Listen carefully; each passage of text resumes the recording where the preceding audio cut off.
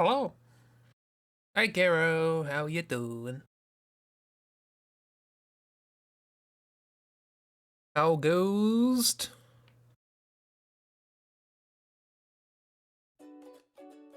Cheerful music. Everything's happy and fine and great and wonderful.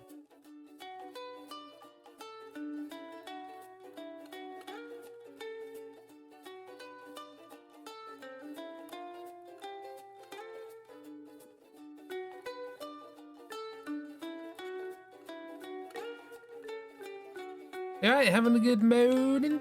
Is it morning there? There is a bit of a juxtaposition between the music that's playing and this, but, you know. It happens. Sometimes randomly chosen music and images that happen in the story are contradictory. 'Tis a thing. Also, I should probably close the webpage that I have open with Katamari music, because that's not going to fit the stream. Slept so much that your head's killing you because you're dehydrated. No, get water! Drink! Drink, please. Just woke up in time for stream. Don't worry about stream, you get drink. Water, meds, coffee, all the things. All of them, simultaneously. Unless it's dangerous to do them simultaneously, in which case not simultaneously.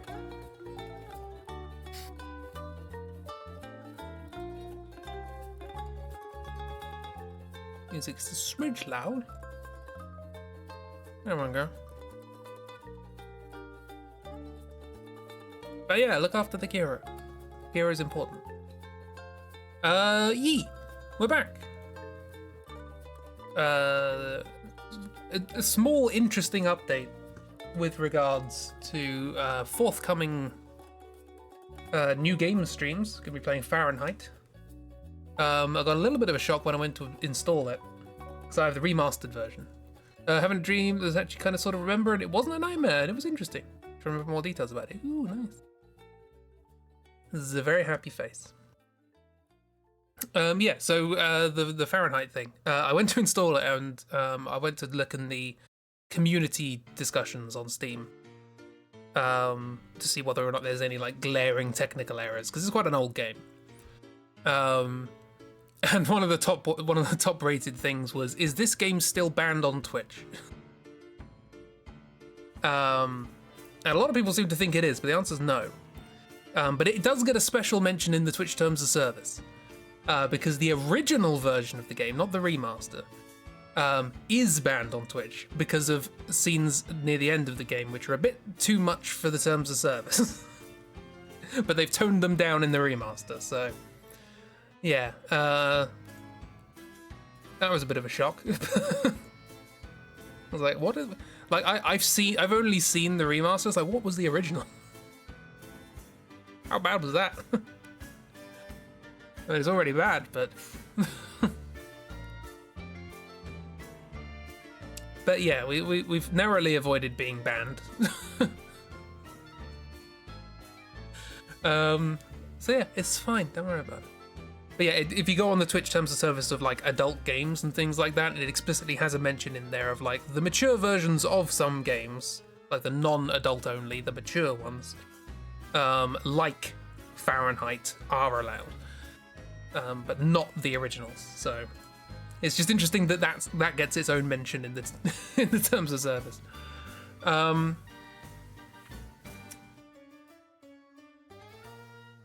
Phew, yeah, I know. Phew, I could have avoided playing a bad game. I don't know. We might come away from it thinking, oh wow, this is actually just enjoyably bonkers. But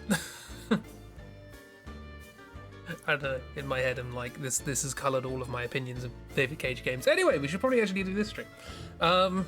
So last time things happened.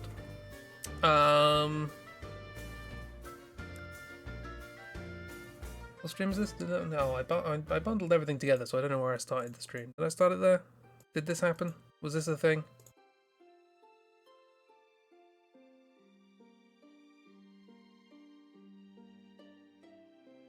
I can't remember what was in what stream. Anyway. However far back, the last two streams I can do a recap of. Everything's fine and good. So Mr. Swan went to the auction house in Trino and acquired something important, while also explaining that he doesn't actually particularly have any, fondness for Queen Helga. We then make our way to Clara, which is where the surviving Bemisians seem to have fled. Well, some of them anyway, including probably the king. Clara is a neighbor and former sort of ally of the Bemisians. They've just sort of shut themselves away behind a massive tornado for several hundred years. We go in there and we find that inside the tornado is a big old tree. We work our way up and we find that there are a bunch of Bemisians are here. Hooray! They didn't all get killed. Quimpch finds mushrooms. Some surviving Bemisians yell at Vivi because Vivi looks like the people who killed everyone in Bemesia, which is, somewhat understandable, but at the same time, leave him alone. Also, the Clarans have their own special beast. As the Bemisians had Gizmaluk, they have Antlion, and Antlion is also behaving all weird. They're attacking a small rat child. So we deal with them, and we discover that small rat child is Queek, right from the beginning of the game, the one who helped Vivi get into the play in Alexandria. But we also discover that Queek is the Prince of Bemesia, so that's fun. We are introduced to the now Queen of Bemesia, I believe we decided. Who tells us, oh, yes, well, we survived, we're here, so on and so forth. And there's somebody with a harp. In order to help protect Clara, this harp is intact at this point in the story, spoilers, a little dance must be performed because the Clarans are very big on their dance. And they do a dance, and then the strings snap on the thing. This is not good because it causes the tornado to disappear, and it's now just an exposed tree. Not ideal. As this happens, the tree is under attack by Alexandrian soldiers, but as we fight our way down the tree, we think, there's not actually many soldiers here, and there's no black mages, which is usually what they invade with. This feels a bit suspicious. So we run back up to the top and we find out, yes, actually the village, the city on top of the tree is being invaded by black mages. Bad times, this was the distraction. We get overwhelmed, but who's this coming in to save the day? Oh yes, it's whoever this was. What was his name? It was Nox's husband, whatever his name is. I'm not even gonna bother looking up his name because ironically he doesn't deserve remembering. We then have an emotional reunion. Somewhere. That's a bubble. What's the emotional reunion? Here's one part of the emotional reunion. Bastard. So this is Bastard. That's totally his name. Cool. So Bastard Ladlewiff. Cheryl. That was it. Cheryl Ladlewiff. He went off 5 years ago to train to help protect Bemesia and then never came back. Nox has been looking for him ever since. He returns and goes, and Nox is like, oh my god, where have you been? I've been looking for you all over the place. And he goes, I don't remember you at all. Turns out he has amnesia. And little Prince Queek has known about Cheryl's condition for a while, but hasn't wanted to tell anyone. But obviously, given current circumstances, he thought we should probably actually have somebody protecting people now. And yeah, so Nox has to be let down the hard way that her husband, that she's been looking for the last 5 years, has absolutely no memory of her. Queek tried. He tried to be nice. But he didn't want her to go through this, but it happened anyway. Nox comes to some sort of closure with that of no, he doesn't remember me, it's not worth it anymore. As long as he's safe, that's fine. Anyway, we don't get a huge amount of time to dwell on this. We return to the castle where Princess Butterknife has been imprisoned in her bedroom, as indeed have James and Banana Min. They have been imprisoned in a cage. ready for execution. Mr. Swan's in, talking to the princess and being all very lyrical, like, "Ah, my bird, you have returned to your cage," or whatever. And puts her to sleep with some weird magic. Speaking of weird magic, weird magic happens, and Frick and Frack perform some sort of ritual on the now sleeping Lady Butterknife. In the ritual, they mention the fact that this can happen because she's 16. She turned 16 on the night of the play that happened at the beginning. And that they are extracting some sort of magic from her. We return to the Queen, who is on an airship flying above, well, not directly above, flying near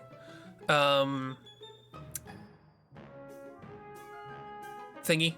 Clara, that's the one with the tree. Yeah, that one. Oh, hang on, where did the Beatrix fight go? Probably have been a Beatrix fight. Was it this one? That's just a bubble. Oh, probably what happened is there was a Beatrix fight and then everyone hopped in the bubble. Okay, so there was a fight. Not Beatrix.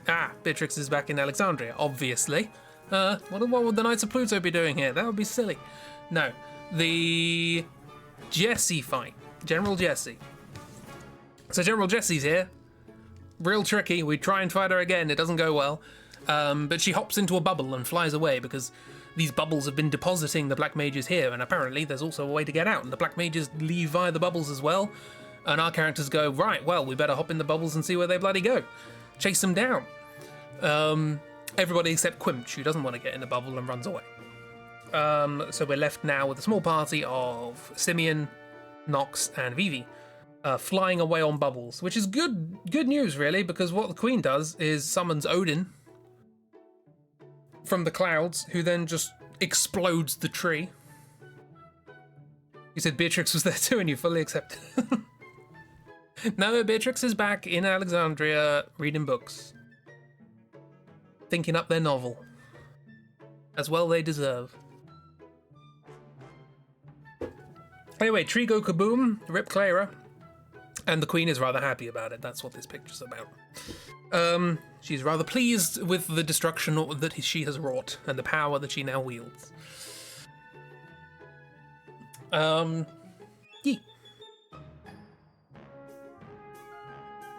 So,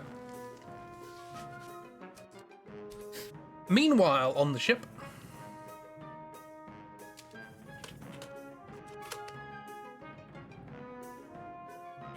this is not the kind of silly music that should be playing. Shouldn't be silly music at all. Yeah, meanwhile on the ship we have some jugs. Don't know why they're jugs, but they're jugs.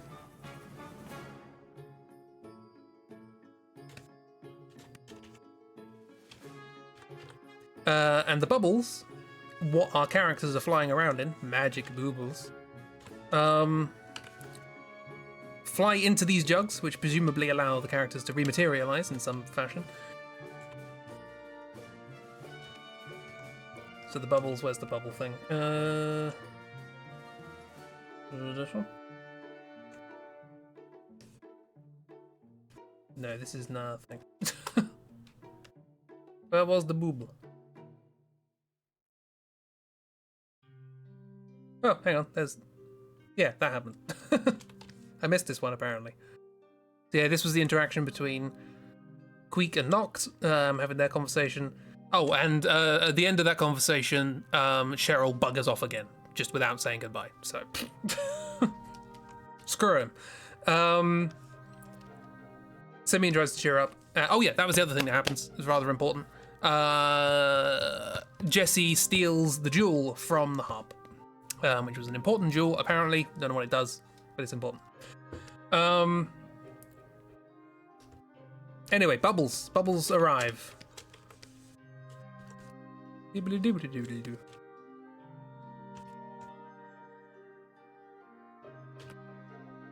That's just a weird happy face, like one of those little potato faces. Ever eat up your potato smiley faces, or you don't get no pud.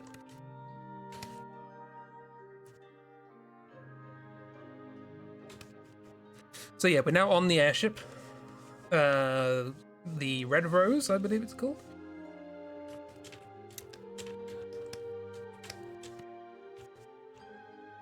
And to add to Nox's real bad day, it's not just Vivi who can have a real bad day. They saw, as they were flying up in bubbles, they saw everything that happened. They saw the big boom.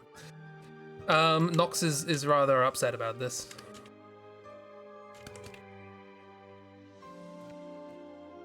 Because, you know, that's... How many people survived that, do you reckon? Depends how quickly they started to leave.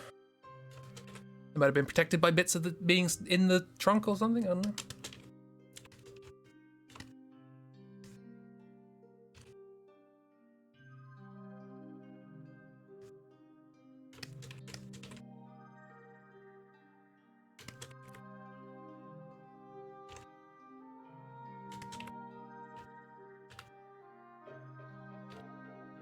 I have drawn a little bit today, but not a huge amount.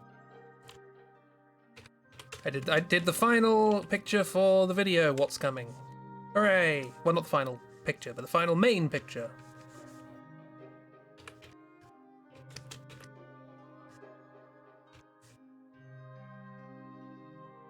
How does this hat work? That doesn't do that, does it? Sort of.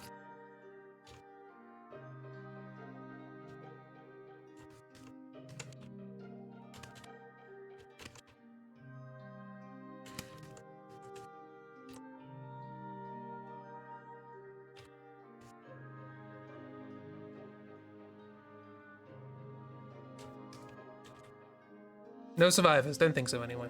Well, that means Quimch is dead. Congrats and well done. Thank you, now I've got to do all the editing. I'm going to get it done before next week's Patreon update. It'll be done before then. I've got a bunch of it done just before the stream. Were it not for the stream, I would have carried on. Actually, no, tail low. Sad locks.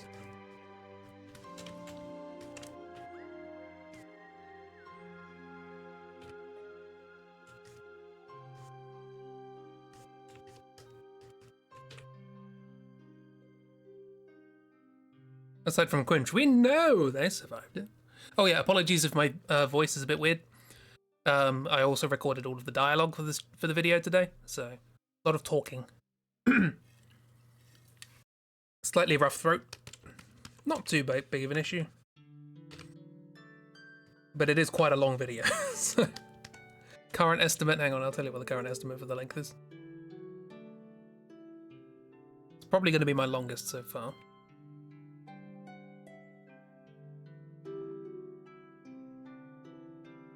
That's some nice music. Oh yeah, let me know about the balance between my voice and music. I've never clear on whether it's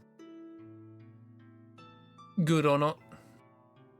No worries and no sorries. All the worries and all the sorries. Current estimate comes in at just under 23 minutes. That's fun. What's my longest video?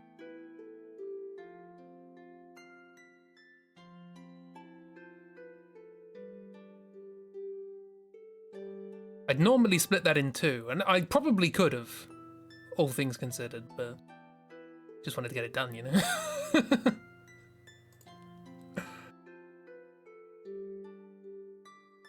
Hopefully it's not too long, hopefully it doesn't feel like a slog.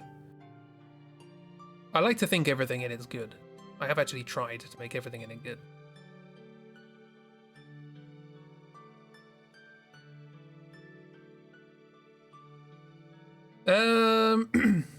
The 80 days doodle, that was 21 minutes. So it's slightly longer than that, but that took 80 days to make. So they had 80 small summaries in it. It's going to be about the same length as the codename of the first Hitman game highlights. Codename 47.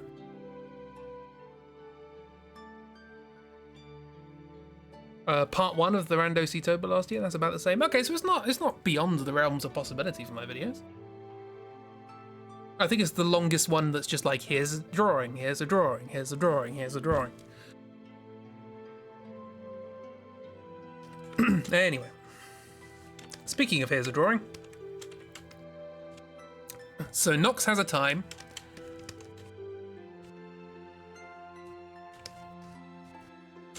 And the rest of us see rest of us, the rest of them, Vivi and Simeon.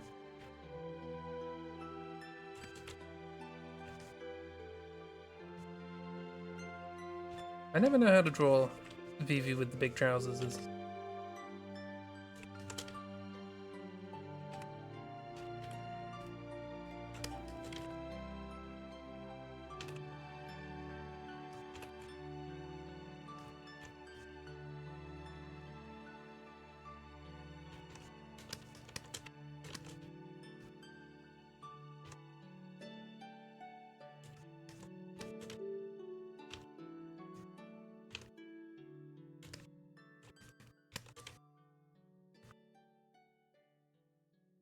What do they see? It's important that I draw them seeing something and not the thing they're seeing. That's how these things work, right?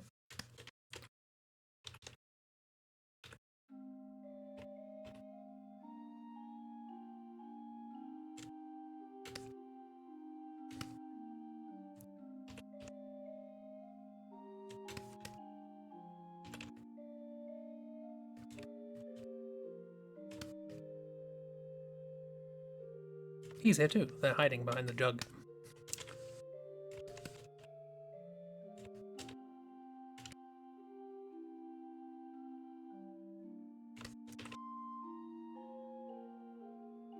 Autosave, right.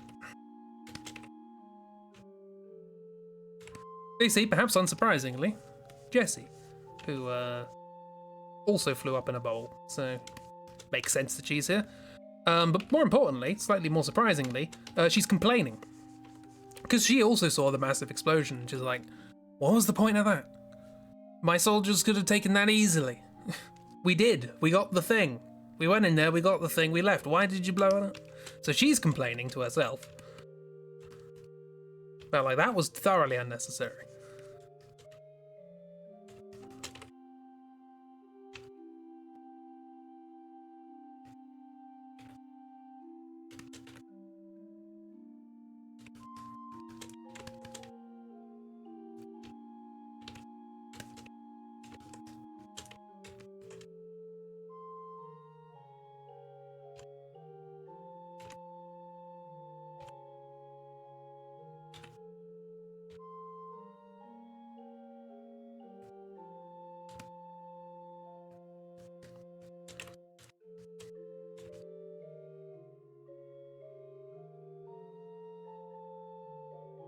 Grumble, grumble, grumble.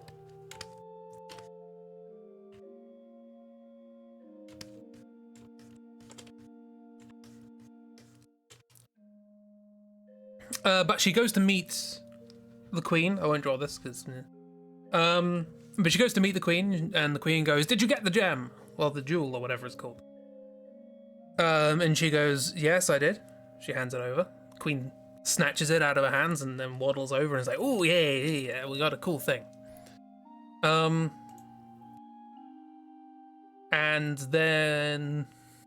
Does she say something? Does she say something along the lines of, like, you know, we didn't have to blow it up? You know, our soldiers could have taken it easily or whatever, and the queen admonishes her.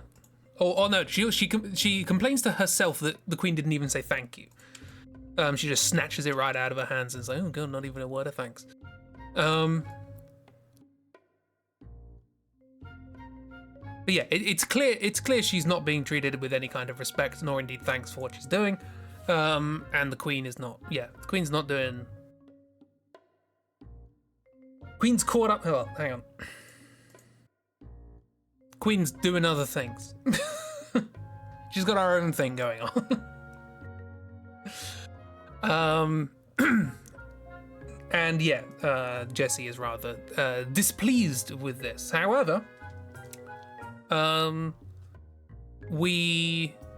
of the things I've just remembered, actually, there's a Moogle on board here somewhere, so let's draw them. Don't know why I'm drawing them, I just am.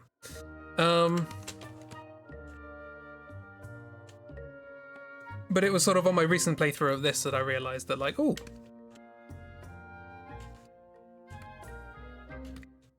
I've never done this myself, and I might do it. There's the mini game in this game, which is like, hey, can you deliver this letter to this Moogle because our postal system is screwed? Can you be our postal system for free, please? Thank you. You can actually keep track of different Moogles going to different places. So, like, there was a Moogle in Clara who asked to have a letter delivered to this one, I think. And they read the letter and was like, oh god, I hope they're all right. And then later on, it turns out that the Moogles actually got out and is somewhere else now, and they're sending letters to someone else. And it's like, you can actually keep track of where all the Moogles are going in the game by this postal system. And that's just really neat. That's a lovely attention to detail that I did not pick up on at all when I played the game the last 10 times. Like, I love things like that. This game was made in a year. It's nuts. Anyway.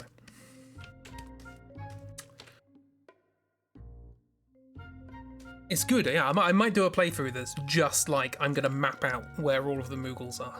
Because I want to know what they're doing. I want to know where they're going. Because functionally, all it is you pick up a letter and they go, can you send a letter to Mognus? And you're like, okay, I'll send a letter to Mognus. I don't know where they are, but I'll interact with every Moogle I find, and if they have that name, I'll give them the letter. That's basically how it works. Never actually keep track of anything. But yeah. It'd be nice to actually sort of pay attention. For once in my life. Anyway, after this, the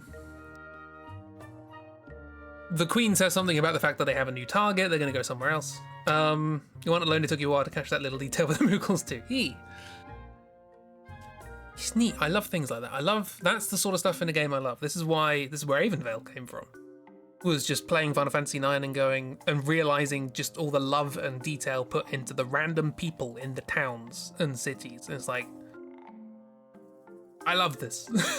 I want more of this, so I made more. And I want to make more. Bloody time.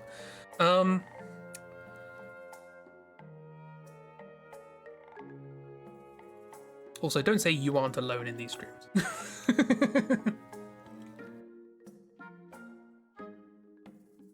Anyway. Yes, so. Displeasure is expressed, either internally or externally, of the Avonvale characters. Thank you. I want to do something with them. I like coming up with the characters and the worlds, and I want to make more like buildings and interiors and stuff like that. And just design little, like, do little pieces of art of just, like, vignettes of the world. But also stories and also everything. You aren't alone there. I don't know how I'm going to explain that section because I don't really get it myself, but whatever.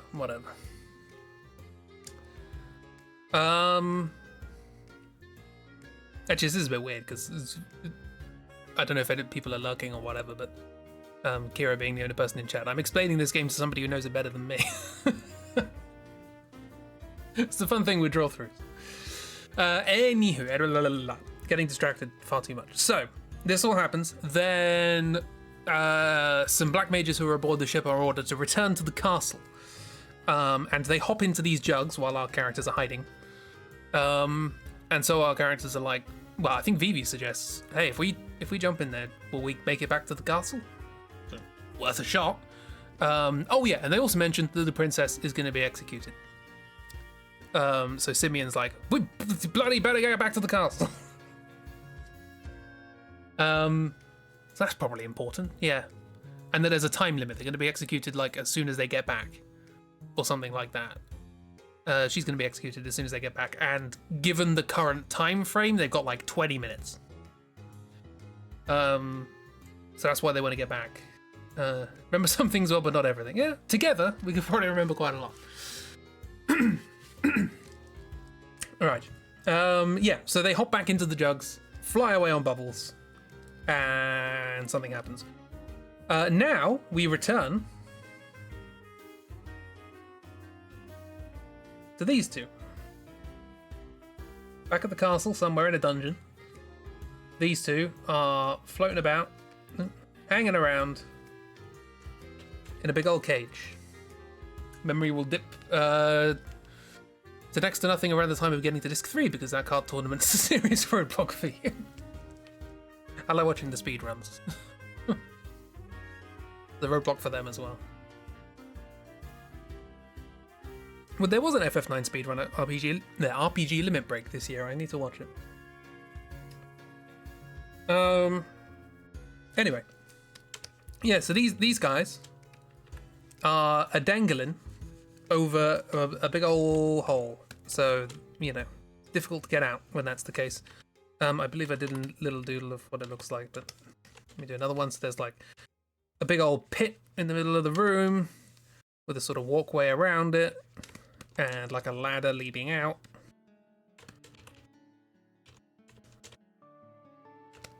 And they're just sort of here in a cage dangling from the ceiling. And they're like, grr, we don't want to be trapped. This is silly. So they come up with an idea. And that idea is that if they shift their weight backwards and forwards while they're dangling in this cage, they can slowly rock it. And if they shift their weight appropriately, in time with the swings, they can swing it more and more and more until eventually, kabang, they crash into the side of the thing and can make their escape. Really silly design flaw. But it works. So the two of them make their escape. They fight a couple of guards, blah, blah, blah, blah. But they get out. Yeah, you have to time it. You have to time it properly. When you're swinging to the left, you have to move to the left. When you're swinging to the right, you have to move to the right. And it sort of gets more and more very gradually.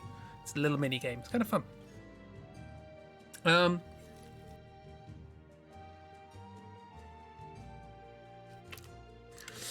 And you get out and you leave through what is essentially a kind of hidden staircase sort of thing. There's like a sort of courtyardy sort of area with a round decoration on the floor, but that decoration sort of gives way to reveal a sort of hidden staircase going underground, and that's where they were. Underground, the underground pendulum chamber or whatever.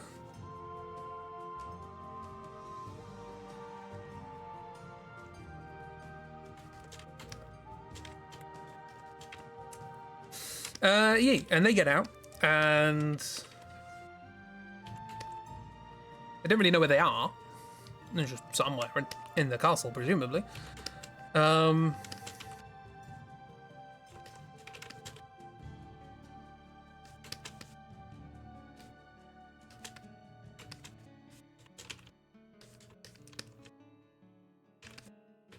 Let's get back into that bit of drawing James with a face that we are rather familiar with.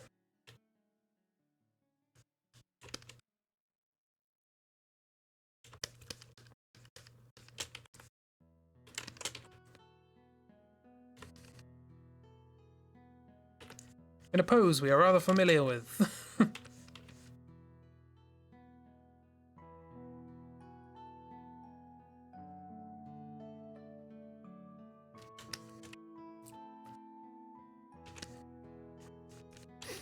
He's an expressive guy, but this is mostly his face.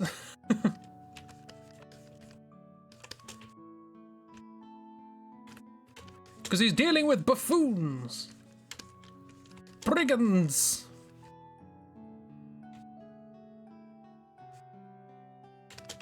Thieves, blackguards. And he just simply has to shout about it.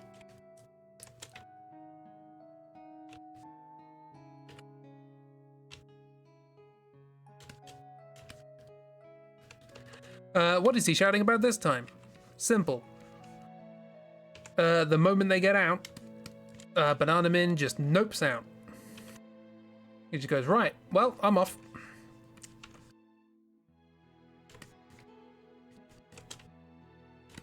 James is like, where are you going? You can't just escape from prison like that. You have a punishment to serve.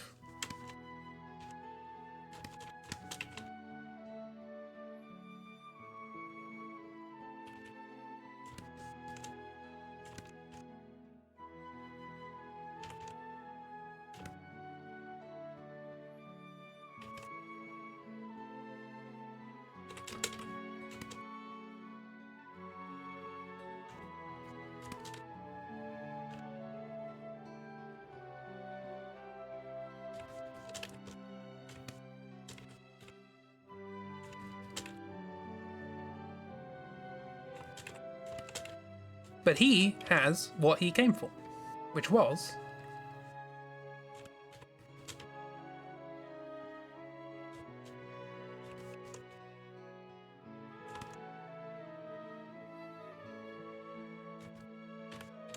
the Super Soft, the thing that will hopefully, maybe, possibly, help save March.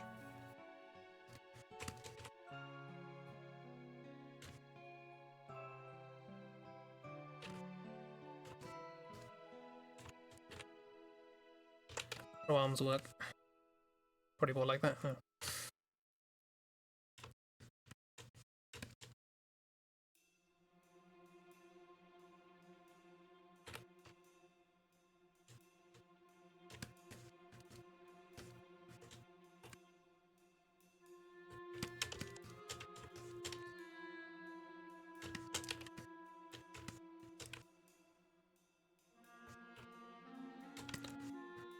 March!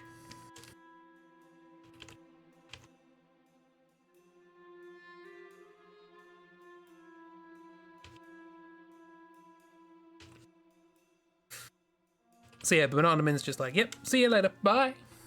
Goodbye.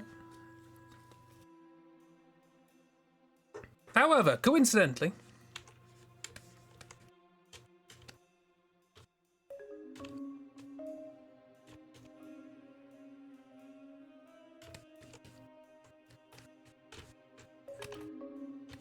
a few little bubbles flutter down from the sky and land exactly here, because coincidences are perfectly reasonable story writing. And out pop Simeon, Vivi, and Nox. They're here. They made it to the castle. And they see James, and they're not particularly interested. They're like, where's the princess? And James is like, what? Where do you come from? Like, where's the princess? She's gonna be executed. What? Hi, Ragdoll. How are you doing? You having a nice day?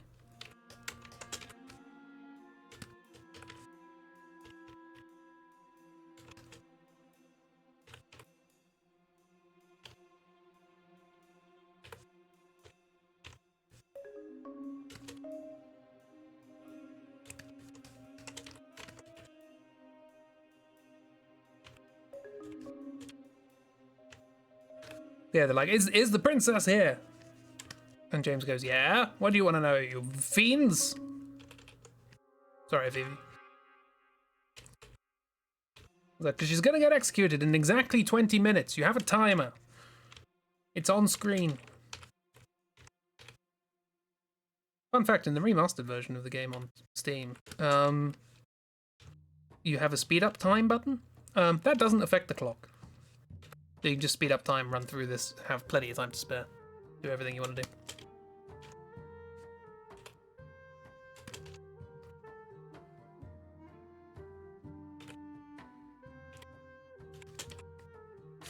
I don't actually think it affects any time in the game, which possibly includes the Excalibur 2 timing. I don't know, I did it legit.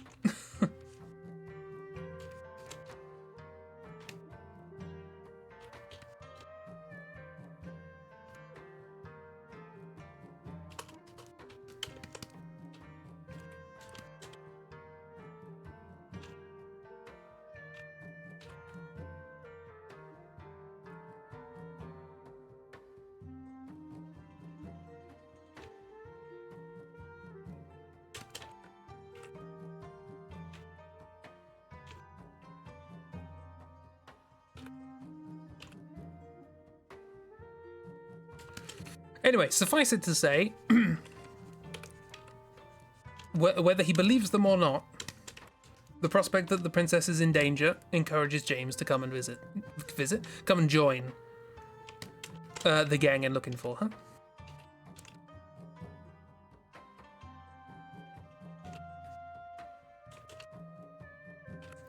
And they go and run off together. There's also a no fighting option too on the world map, or something that made exploring the world map much easier. Don't remember exactly what it was, didn't use it either, but it was there.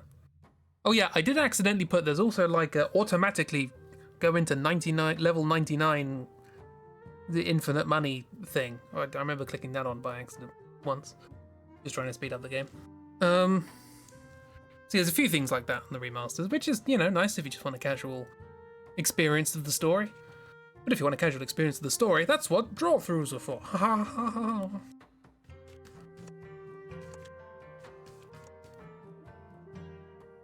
Also, like, how it looks like Simeon is just yelling at nothing.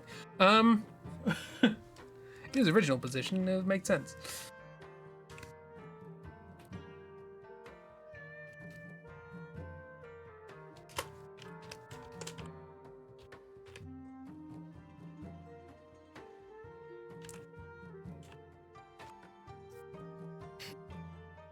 Quality of life stuff. Yeah. Draw-throughs. I try and make them good anyway. You see pictures like this and whatever's going on with this body right here.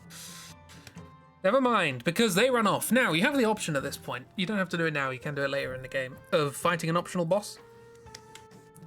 It's not ideal to be doing it now because it's, you're timed. And it's quite a tough boss. But I'll draw them anyway, because I draw every boss.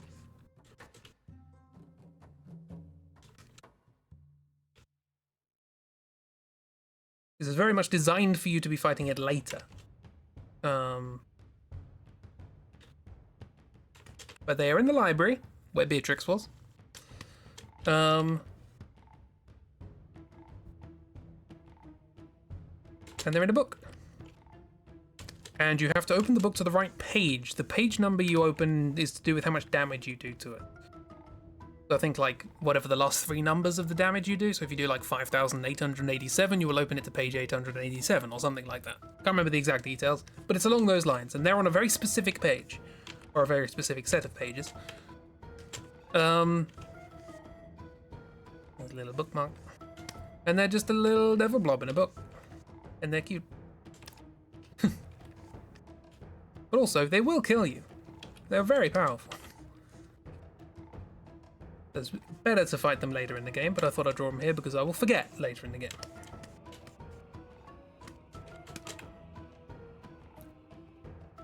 This is very reminiscent of something in Final Fantasy V. A lot of things in Final Fantasy IX are reminiscent of previous games. That's kind of the point of the game. It was the sort of last hurrah of the Final Fantasies. He's just a cute little devil. Devil blob.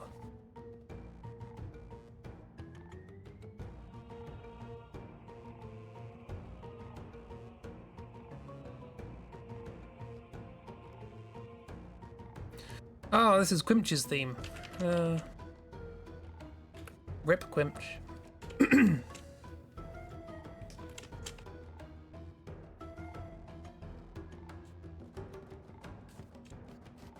Their name is Tantarian, I believe. Don't exactly know why I know that.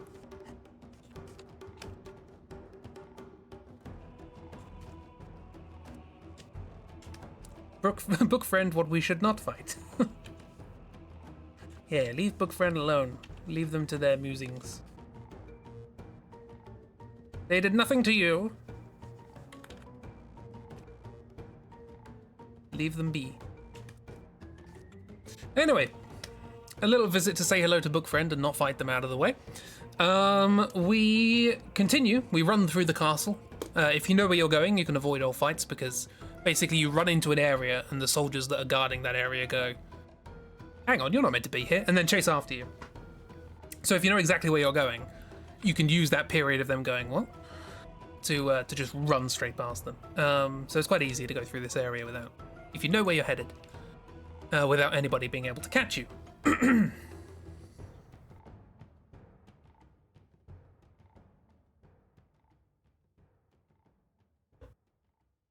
Sorry, throat messed up after the video. I have drinks, don't worry. We're fine. Yeah, so you run through the castle and you make your way to the princess's bedroom. Well, it's not the princess's bedroom, you make your way to a room. And it feels like a dead end, but because of you saw it in a cutscene earlier when Swan cast sleep on the princess, turns out there's a secret door that you pull a chandelier and pull a candelabra on the wall, and it opens a door in the fireplace, blah blah blah. You go through that and down a whole bunch of things, and you find you are confronted. Confronting occurs. Hang on, let me save a little bit of time.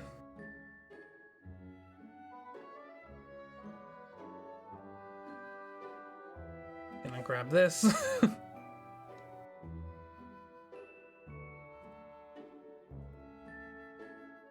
Oops, not there. Yeah.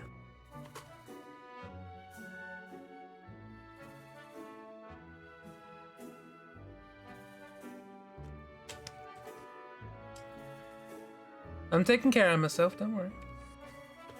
Thank you for your consent. Not you, you're not here yet. And not you, you died in an explosion.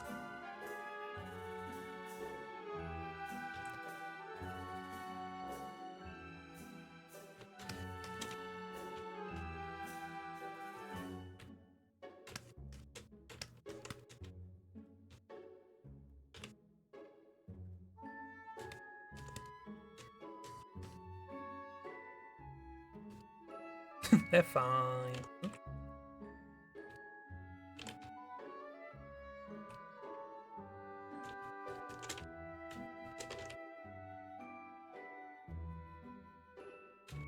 I really like this track. I'm really pleased with it. Because it's just a version of the track I did for James. It's just a sort of rework of that, but it's got that fantasy waltz thing that I always gravitate towards. I write way too many fantasy waltzes. You want a fantasy waltz? I'm your guy. Mysterious magical waltz, forest waltz.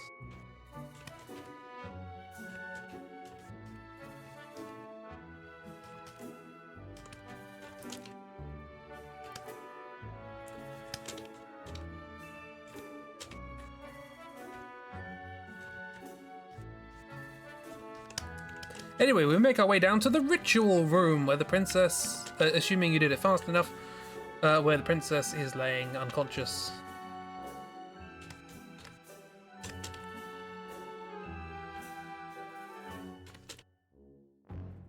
It's not a fantasy game unless you rescue a princess. Oh yeah, she still has a thing on, doesn't she?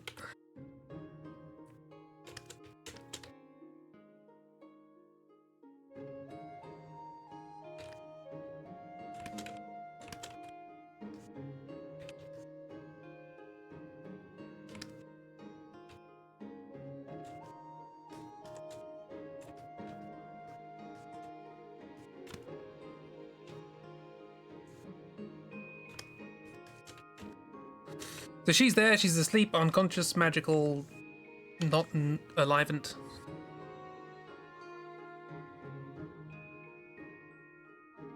But also here,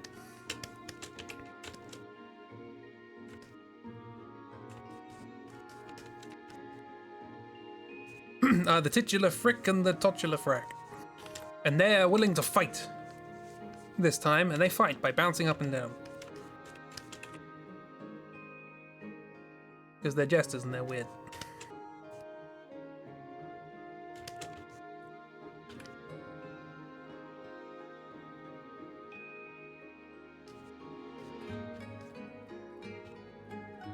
Sorry, I just noticed the screen on my tablet's flickering a bit.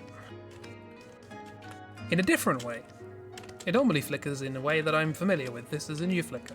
Which is actually good, because I thought my eyes were going weird during the previous stream when I wasn't looking at that screen and I was looking at the one above. I was like, oh, the bottom of my eyes are going weird. Am I having a migraine? No, it was this screen. Which is less worrying, but more expensive.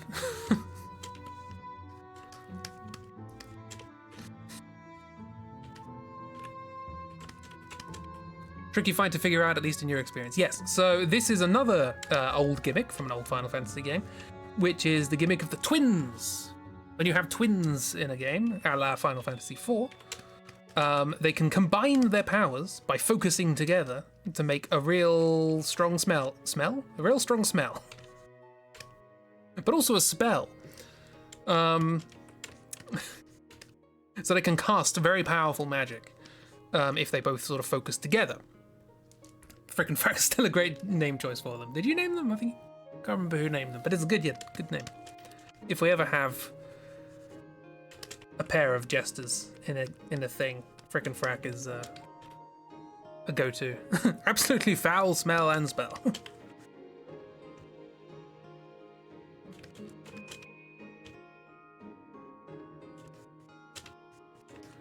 So yeah, they sort of bounce when they're ready to focus on their spells. They bounce up and down, and that's your key to hit them.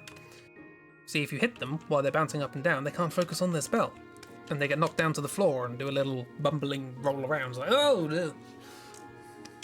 Thankful you accepted them, of course. Great name.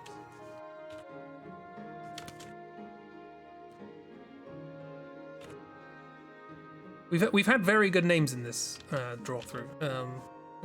Very appropriate ones or very silly ones. Both good.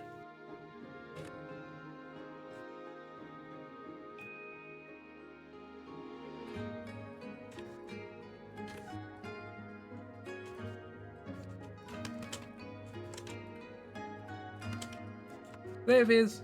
I'll give him the maze now.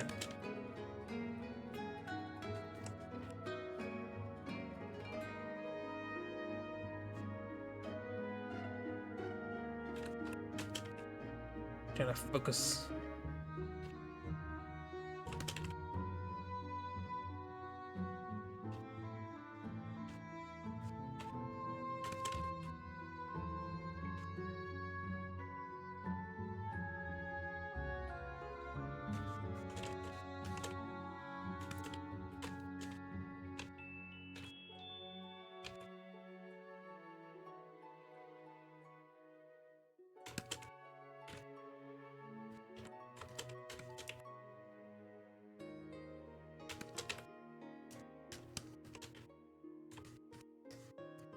So yeah, you have a bouncy little fight, and you don't kill them. They just sort of bounce off. It's like, oh, dude, don't want that to happen. And they go, oh, we're gonna tell the queen, because they're like that. So they bounce away. And you return upstairs. You grab the princess.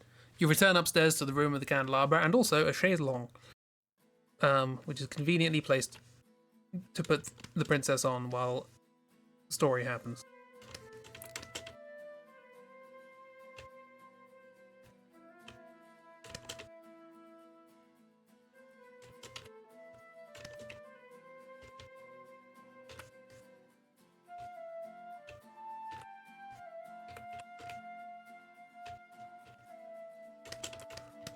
Say it, music.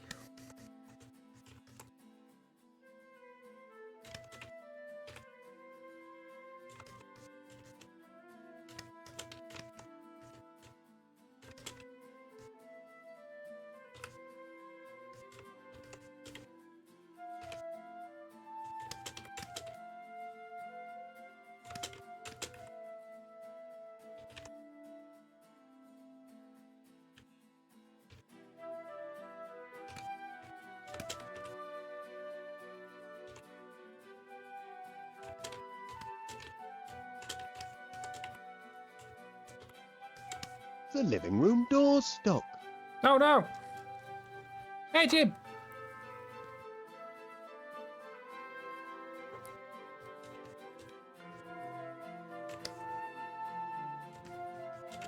Hi, how you doing? It won't budge. I'll need to find another way in. Oh, it's a miss! Everyone's here. Stumbled into the Sleeping Beauty fairy tale? What's happening? Kind of. Okay, quick recap. Well, that's just swell. Yeah. Everyone's here, apart from the people who aren't. So quick recap. After Queen went boom, We teleported up to the. We flew up in the bubbles that were transporting the Black Mages. And we landed on the Red Rose, the ship that the Queen is on, and also Jessie is on. And Jessie is complaining to herself of like, oh, why did she need to blow up the city? We could have taken it. We have an army. We didn't have to. It's a stupid idea. And then she goes and gives the gem that she got from the place to the Queen, and the Queen snatches it out of her hands, and she goes, oh, didn't even say thank you. It's like, so she's clearly not happy with this whole situation either, albeit for less, reasons of genocide and more reasons of sense. Of like, this logically didn't make sense. Like, didn't have to invade at all. And we hear that the princess is going to get executed because she's no longer useful in some sense. And so we need to get back to the castle. Luckily, these transporter jugs that the bubbles were coming from can take us back to the castle, so we teleport back to the castle. We have a little... hang on.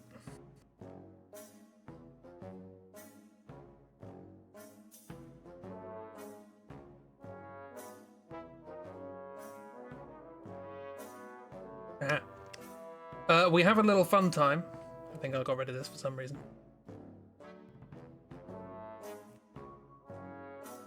As Banana Min and James get out of their cage. But how do they get out of their cage when they're surrounded by a big pit, and the only way to get out of this place is through a path far to the left or right? Simple. You swing the cage backwards and forwards by rocking yourself. Make the cage go up, up, up, up. And then a little bit more. Da, da, da. And then a little bit more. Da, da, da. And then a little bit more. And then smash. And you can get out.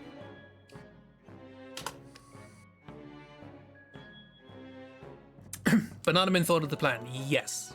Correct. Oh, also, good news, Chippy, because you weren't... I don't think you were in the stream last night. You remember all that time during Elden Ring when you were trying to get the Elden Ring sounds from the locked command? Yeah, I forgot to move those over to that computer, so you couldn't have got them. We worked that out halfway through. But then I did transfer them over, and you got 3 of them, so they did happen. We also got 3 occasions of another one, but we won't talk about that. Alright, you can get them now. Anyway, so... the door is frozen shut. It won't budge. Indeed. But what will budge is the cage, and James and Banana Man break out successfully. Banana Man then leaves, because it's like, well, I got the thing I need, bye! And James... It's locked. It's locked. James gets very angry that he just leaves. Coincidentally, the bubbles that we were taking down from the ship arrive right next to James. And Simeon's like, where's the princess? And James is like, oh, I don't know, she's in a bedroom, probably. And it's like, okay, cool, we gotta go there, because she's gonna get executed, and they run off. We make our way down to where the ritual was happening and the extraction. Getting Manny Snip again. Oh, Manny Snip, yes. To ashes. But the ritual was being done by Frickin' Frack, and Frickin' Frack are not happy about you interrupting the ritual, so they attack you with their dual magic abilities, well, bouncing up and down. They literally bounce up and down while they're fighting. You dispatch them, and you grab the princess and run upstairs. She is asleep, magically induced sleep by Mr. Swan. To ashes. And that's where we are now.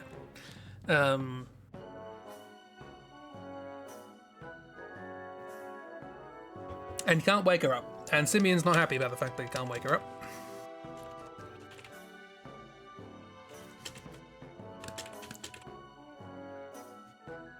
Oh, also I forgot to mention the bit where Nox has a bit of a breakdown because Clay exploded.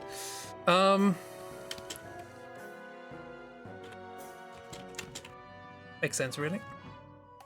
Anyway, how is people? How is a miss and how is a cheeb?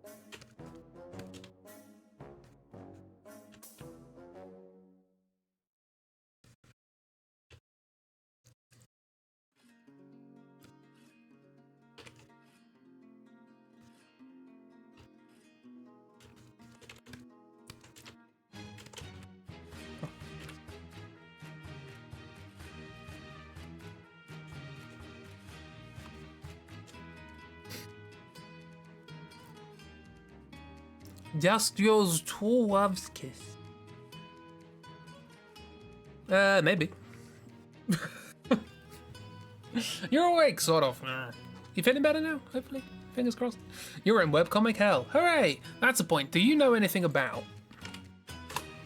Just while I'm here.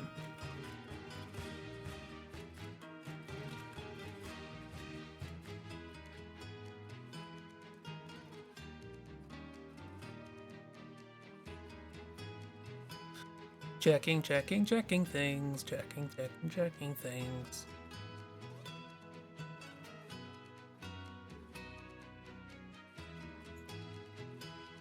Do you know anything about? This is just a general question. Record of Ragnarok? Shumatsu no Valkyrie?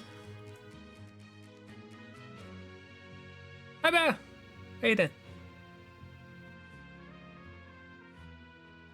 Name sounds familiar. I'm suddenly getting recommended a lot of that on Tumblr and I have no idea why. So I'm assuming it's you. It might be Kira, I don't know.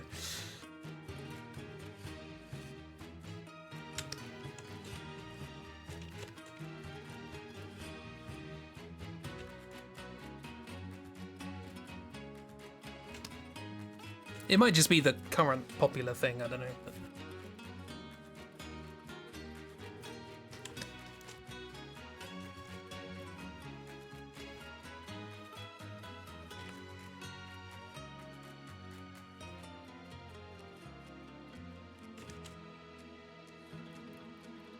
How is the bar? Sorry you're late, Twitch isn't reminding you. Grumble, grumble, grumble. Twitch, be nice. Do the things I pay you for. Oh, hang on, I don't pay you. Do the things I get you ad revenue for. Must be a whole 50 cents per stream.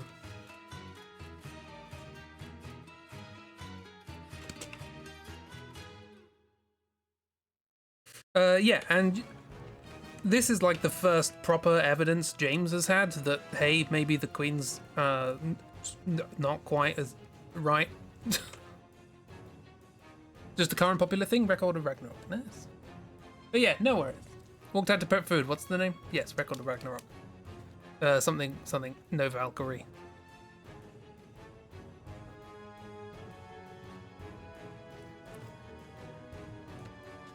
Yes, as a quick recap for Bear. The tree went boom. We left. General Jesse is upset that the Queen's being weird. James and Banana Man escape. Banana Man runs away. We all meet up in a little group in Alexandria. We rescue the princess, who is currently asleep. And in a magically induced sleep, so we can't wake her up. Hey, do you keep missing streams? Oh no!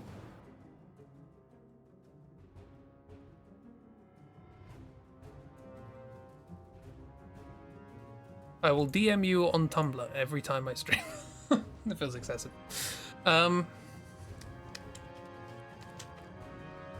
would go into more detail, but we literally just did a recap before you got here. So.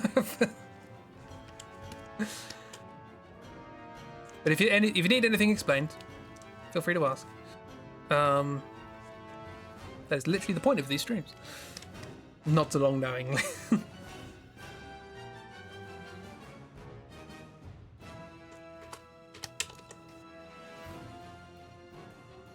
Try unticking, reticking the notification button. Sometimes it helps you when Twitch doesn't notify you about streams. Yeah, Twitch has changed some stuff recently, so I think some things have been breaking. You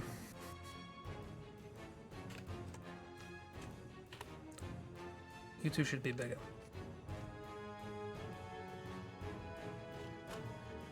Also, James should be bigger.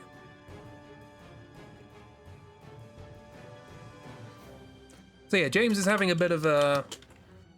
I'm gonna drape a cloth over this so I don't have to draw feet.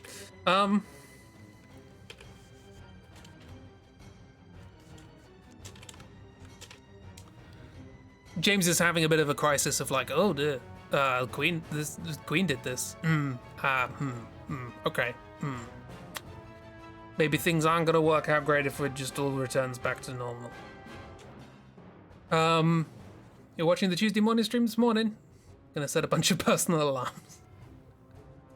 I'm flattered, but whatever makes you happy. What do we do in the Tuesday morning stream? Oh yeah, video stuff. The video's coming along well, by the way. I've finished all the main drawings for it. Got a few doodles left to do. Started a rough edit. Done a bunch of all the name tag things. It's slightly under 23 minutes. Quite long, but anyway. And then it stops. What's next? Don't trust Twitch. That's reasonable. I don't trust Twitch and I stream on it. So I should probably really set up a decent YouTube streaming setup. Or whatever the next stream thing is. I miss Mixer. Anyway. Yeah, so there's some crises happening. Not helped by Jesse swanning in. Frickin' frackin' toe. And as always seems to happen when Jesse swans in, a fight ensues. Hooray! Quimch isn't here. But James is.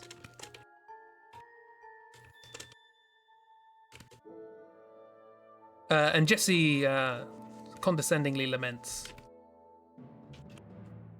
Oh, James, how far you've fallen.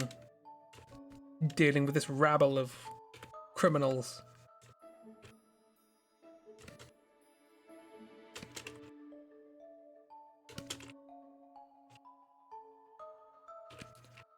Probably be that way around. Also should be on fire.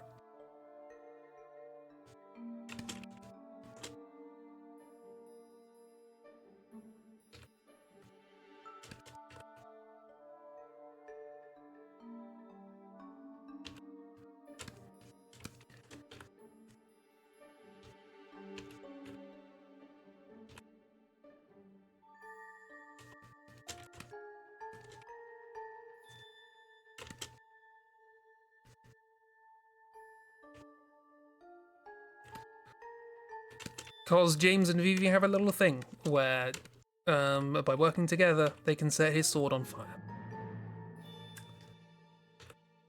It was James's idea, and surprisingly it worked.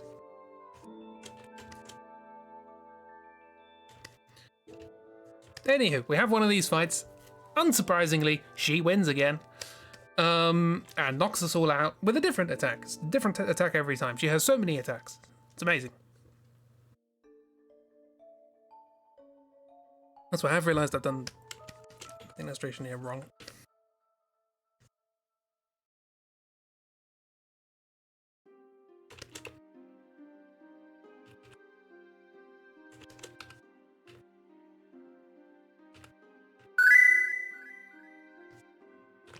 Judges harshly. Hudge me joshly.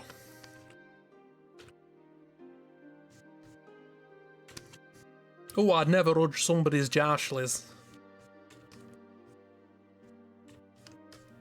Anyway. Because it sort of goes over the eyes like a weird eye patch thing. It's made of metal. Don't know what it is. Yeah, so she does that, she wins, so on and so forth, blah, blah, blah, blah. And she asks, you know, hey, James, why are you doing, you know, why have you fallen so far?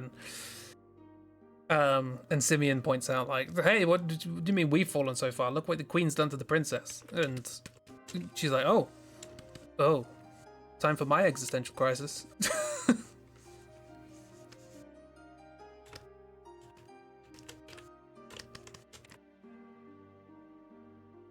Like, oh, you are actually, the queen actually is really doing this. This is, crisis for conscience time.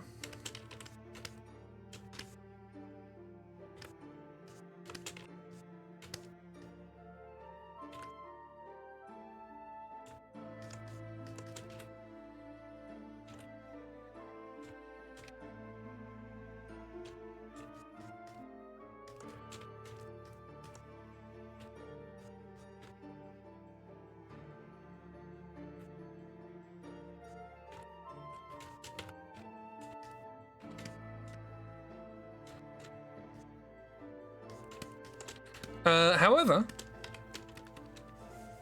one thing Jessie has that we don't is some capabilities of healing magic.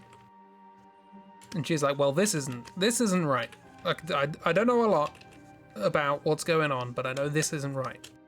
So she attempts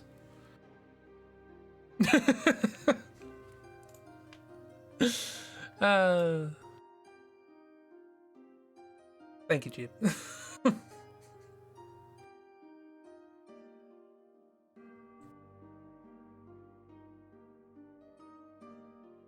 Pretty much, yeah.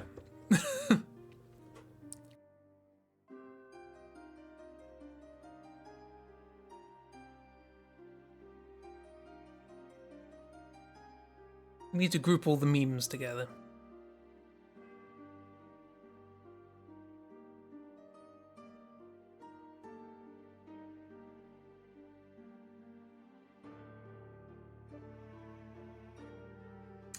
Yeah, so she attempts some healing magic, and it doesn't seem to work. And Frick and Frack are like, "What are you doing? Nonsense! This isn't gonna work. You silly person." So she tries again. It still doesn't work. They're like, "This is magic beyond your comprehension." But no, the power of character turnarounds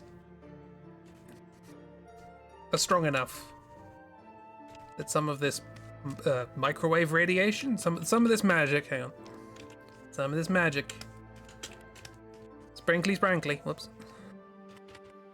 sprunkle sprunkles,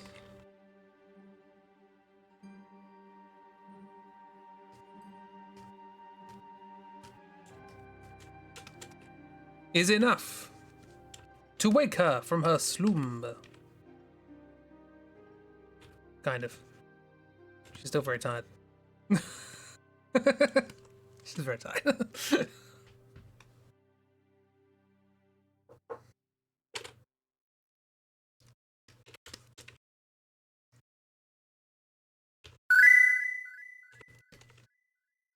True love Springle Sprongles.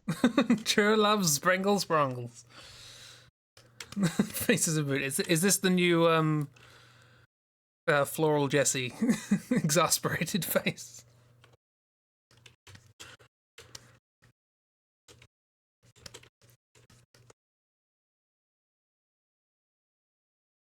Oh, and we're out of music. Reset.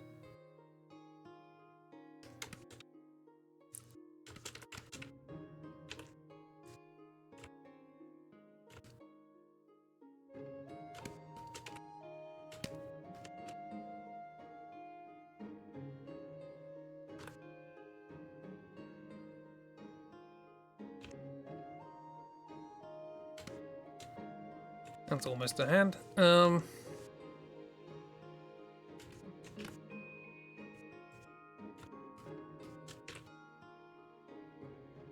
Please render that and add as an emote to Discord, thank you. Okay. Don't know how how to render that while keeping it looking the way it is, but so for reference, for anyone who wasn't there during the Final Fantasy VII draw through, wonder if I still have it. I did a face of Aerith / Floral Jessie,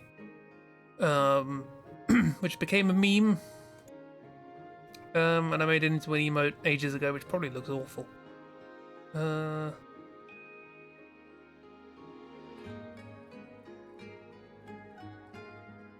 So awful, do I not even have it anymore?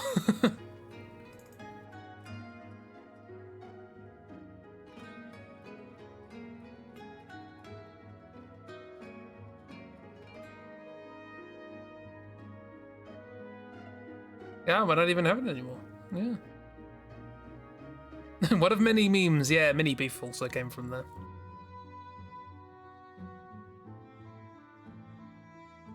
It's gone. It's gone forever. Just trying. Is it on BTTV? I don't know if it's still there.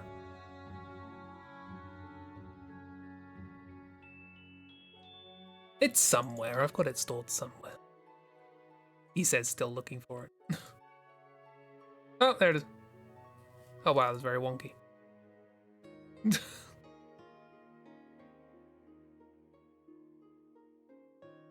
Sort of also spawned this slightly unsettling picture.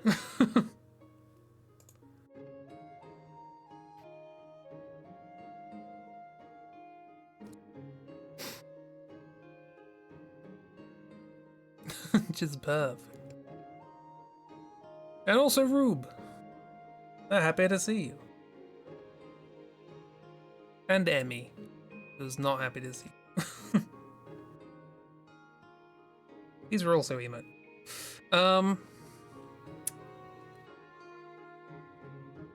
Tis a thing.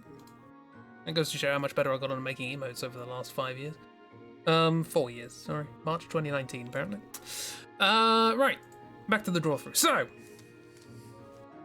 don't you go advertising my things. Oh, that's another thing I need to do. I need to get stickers on Ko-fi. Anyway. And also ask about delivery stuff. Jesse helps. Hooray! Jesse has a change of heart. Not about genocide, but about the princess. Look, it's better than nothing. Anyway, while this is happening, the Queen walks in.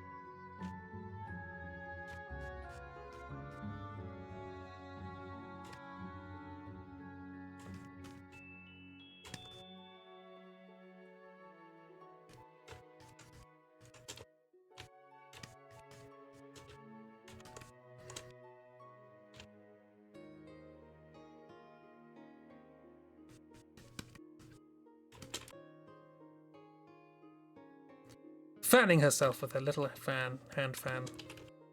I used to have one of those flip out hand fans as a kid. Absolutely loved it. Then it broke, and I was upset. I want a good one. Emmy's so sad, I know. But we kind of remade it as Flynn, so...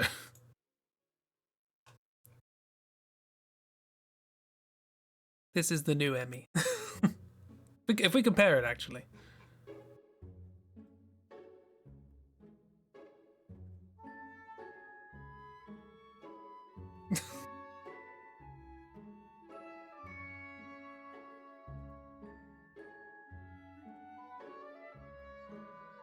Basically the same.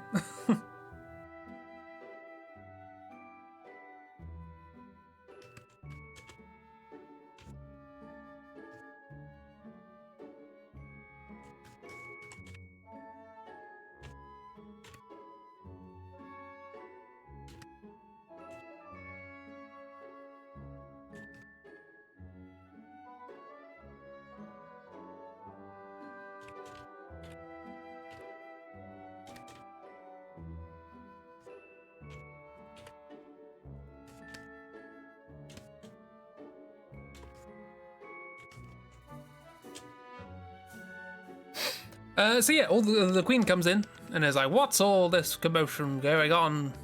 Aha, Jesse, I see you've defected. I knew you would. So on and so forth. And Jesse has a little confrontation with the Queen. Is like, why did you do this? This is wrong. I only committed one genocide. You committed more.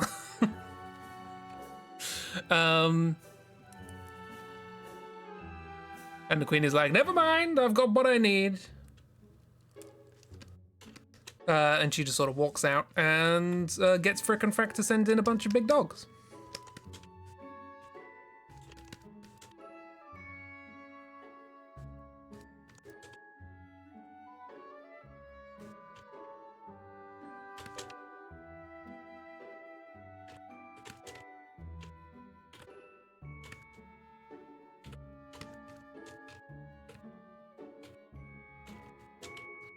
Hurting the princess is wrong. What about the genocide you helped commit? Irrelevant! You remember to do the bins. Hurrah!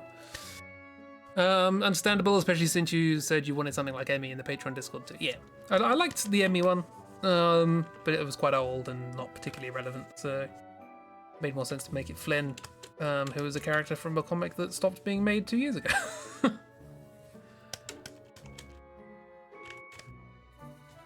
There's big pubs. They come in, and they're ready for big hugs. These aren't strictly speaking a boss, but a couple of them come in. They're like big guard dogs, I guess.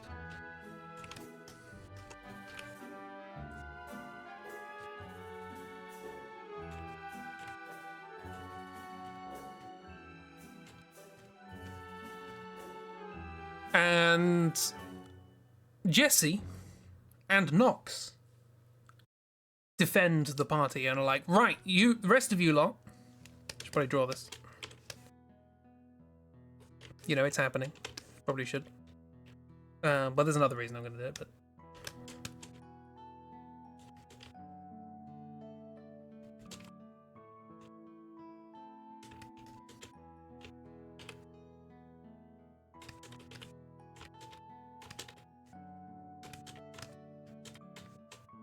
Don't remember the dog at all. It's a dog. Hang on, it's called a bandit snatch, if I remember correctly.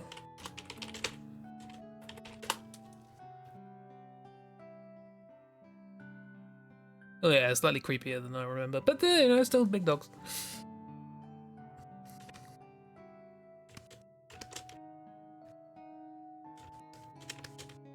So yes, Jesse and Nox stay behind to defend the party as they run away with the princess. You know, the two warriors of their respective kingdoms, protector of Bermesia and Alexandria, fight together.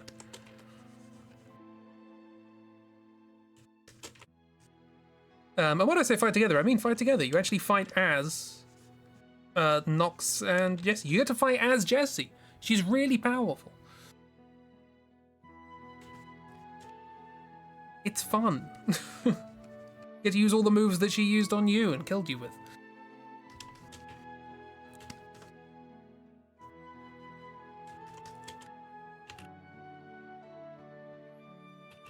I know she doesn't lean forward, does she? She's a proud knight.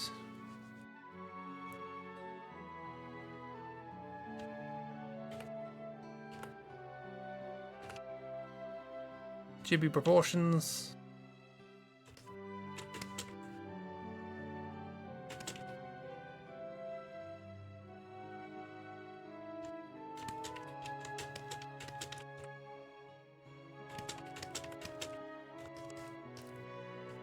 Hang on a minute.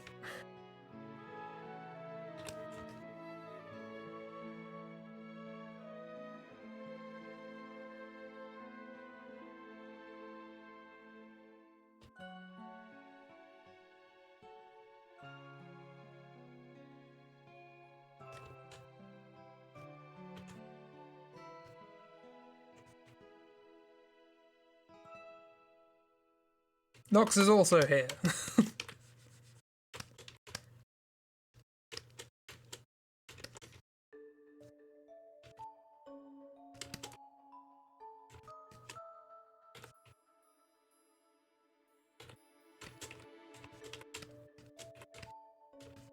In this very clean sketch.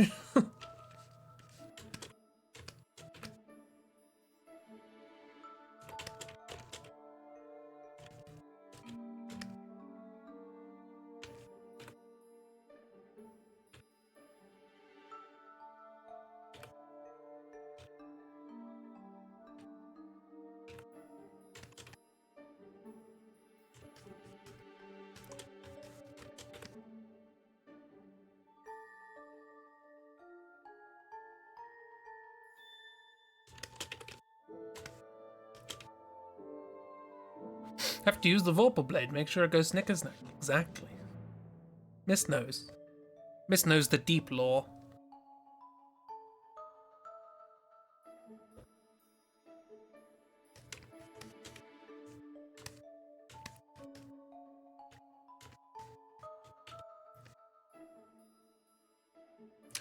Fun fact, Lewis Carroll, who I believe made that poem, and by made I mean wrote, you typically write poems, don't you? Was a mathematician. And there's an old story about Queen Victoria very much liking Alice in Wonderland and saying that she absolutely must get his next publication. And the staff were like, oh yes, absolutely, yes. As soon as a new publication comes out, we'll get it to you. And his next publication was a very complicated mathematical treatise.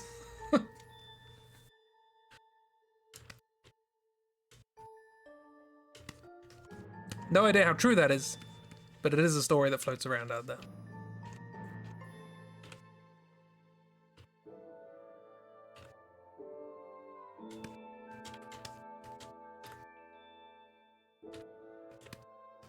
Anyway, yeah, so they defend the princess and the party for running away.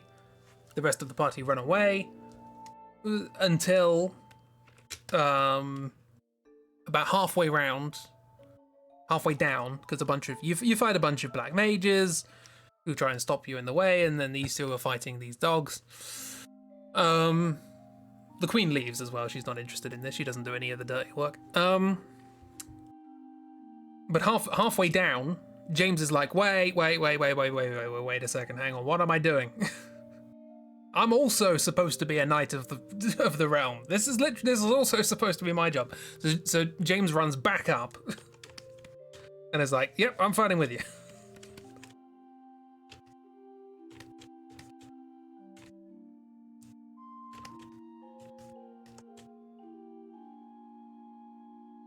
He momentarily forgot that he's a knight.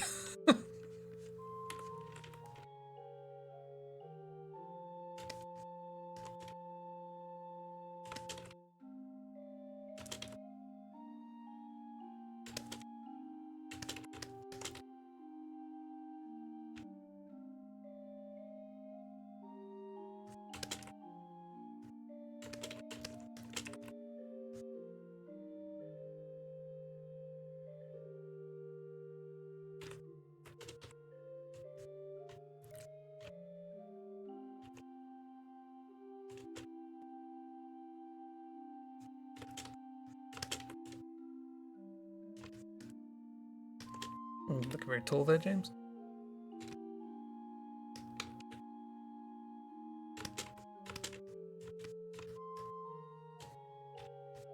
So yes, 3 knights set themselves up as a little defensive barrier. We've all been there.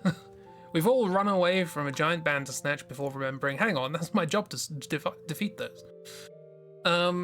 Classic first day on the job. We'll ignore he's been doing this for many years. I think he's in his mid-30s. Or something like that.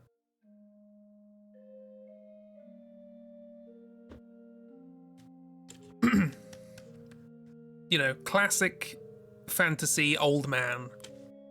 Mid-30s. Japanese fantasy, should specify. So yeah, that happens. Meanwhile, a lot of meanwhiles happening here. Also, none of these pictures are in order. Whoops. Meanwhile, let me just scroll back a little bit to here.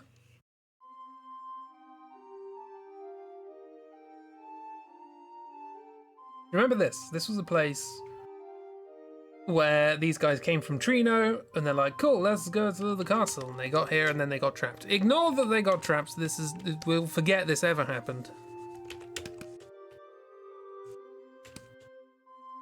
Nothing bad could possibly happen in this room. Don't worry about it.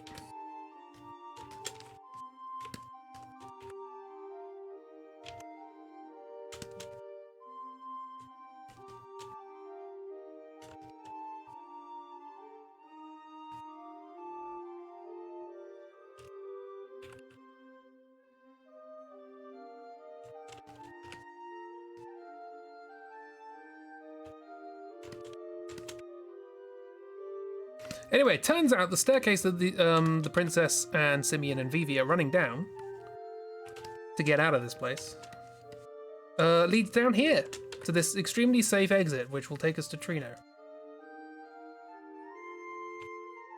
in which nothing bad could possibly happen.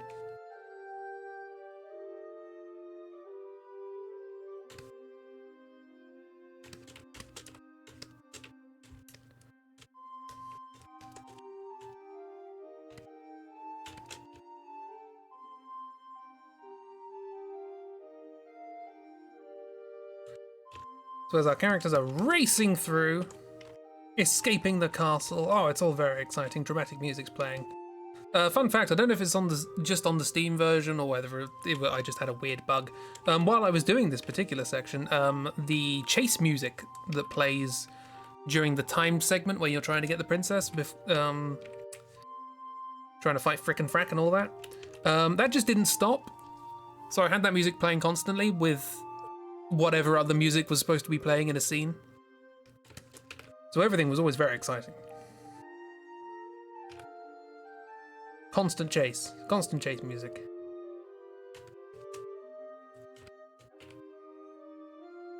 I have no way of playing two pieces of music at once, annoyingly. I'd like to have demonstrated that. Like I say, I reckon I might have just gotten unlucky, because you know me in games, I break them, it happens.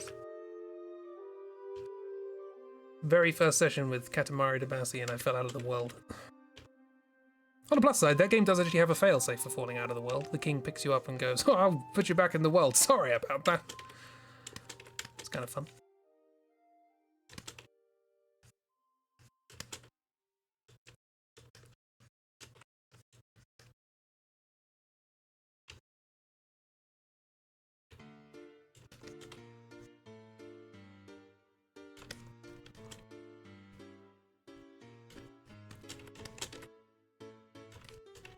Also, Katamari Damacy, quite a short game.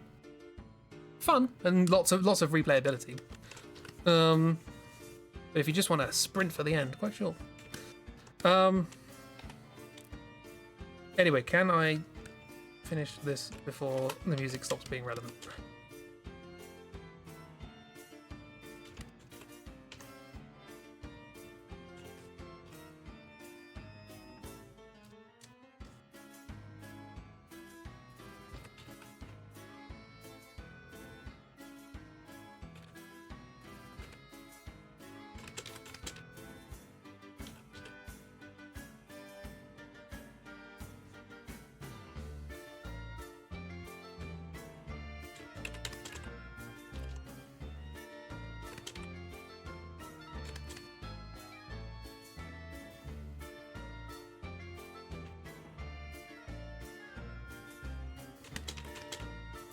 Am I going to have time to get to the thing I want to get to?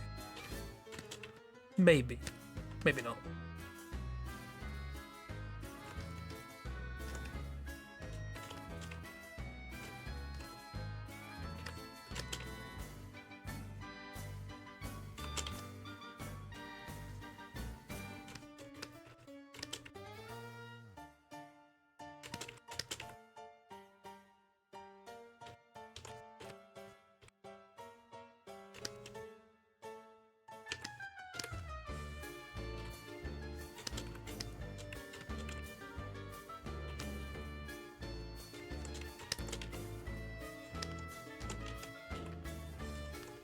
She's woken up a bit now. Anyway, suffice it to say, they get here. Boom. They're here, frickin' frack. Got it, just in time. Boom. Frickin' frack do exactly the same thing when they entered. In fact, as we run into this room, the princess is like, "Wait, hang on, I know where this is." Just out of time.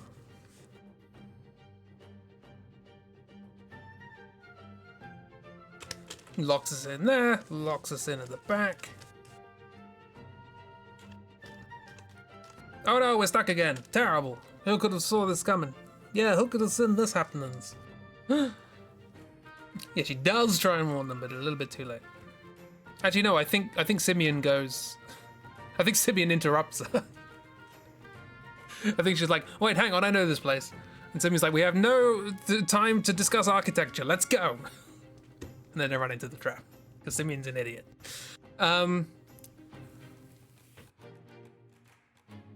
However,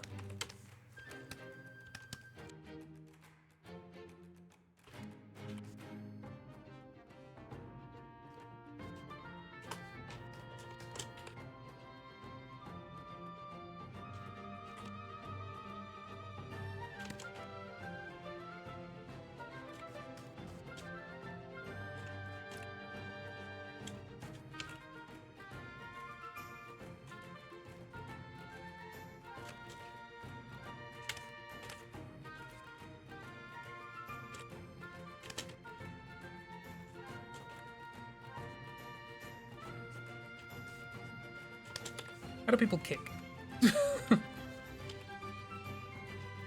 Hang on, I need to get kicking right.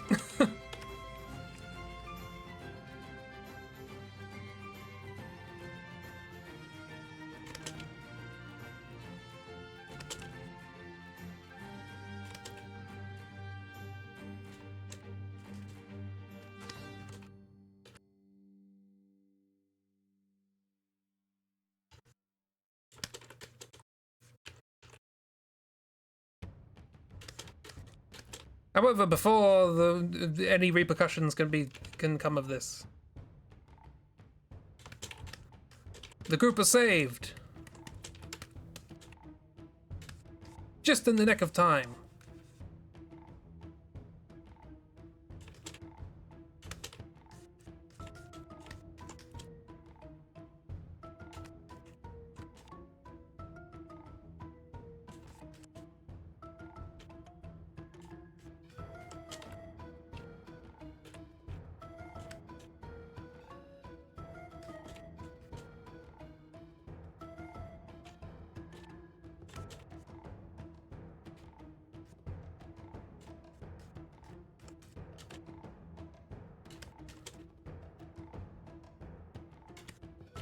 By very out of perspective march.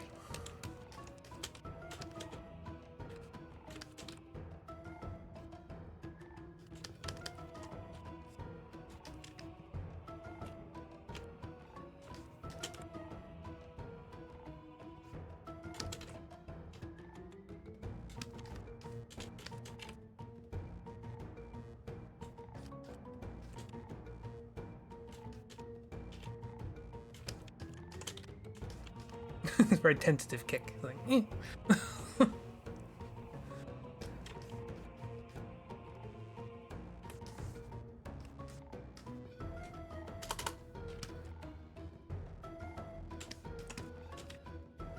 March is here, as indeed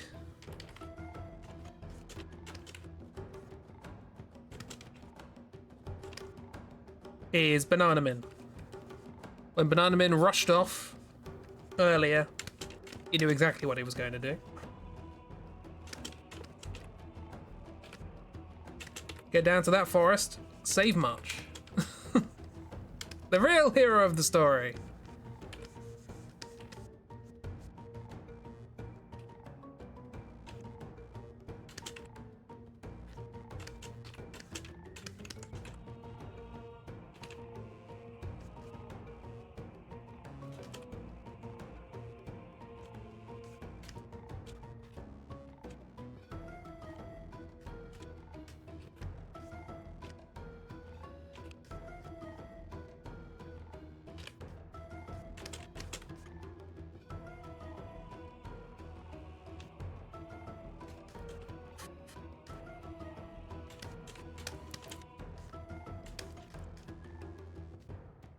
Bananaman and Much, best buds and heroes, yee. So yeah, they come back, kick frickin' Frank, as well they deserve, and remove the barriers for exit, so that our characters can indeed escape. Da-da-da-da-da-da-da-da-da.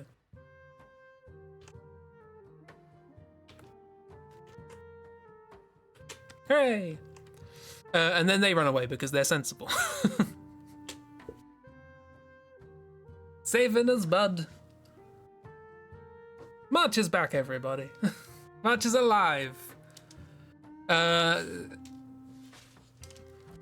and we're also treated to a little scene of a little flashback of Bananamin and March just after March has been restored.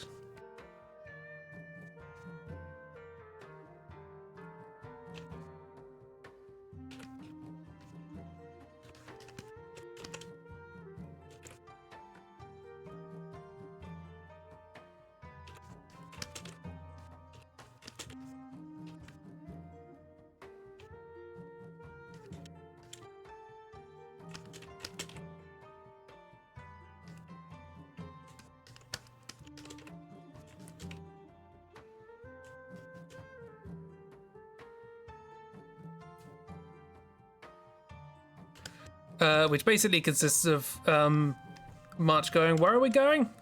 And Bananamin go, "We need to save Simeon, who's with the princess in the castle." So didn't we take the princess out of the castle? Yeah, but no, she went back. Basically, Bananamin is trying to catch March up with everything that's happening, and March is like, "I have no idea what's happened. I've been made of stone for the past month," or whatever.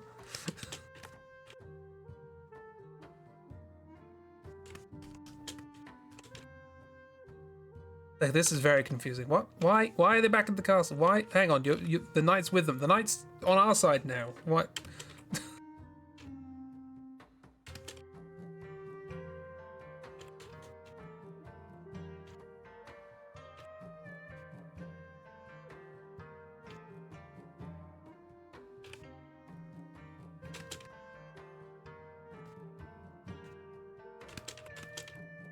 I'm just gonna have a headache over all the foolish decisions that were made. Yeah, there's gonna be a decent reunion between these characters. March is gonna chastise everybody so much for their terrible, terrible decisions.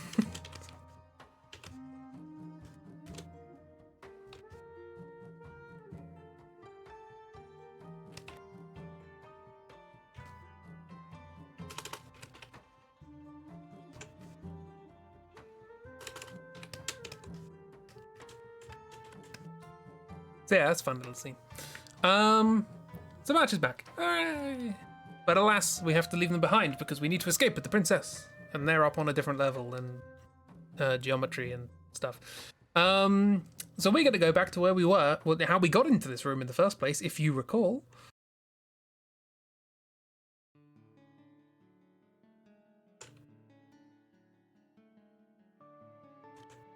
Which was on Big Old Insect. So we are now entered the tunnels of the Gargant, the big old insect that we can ride on.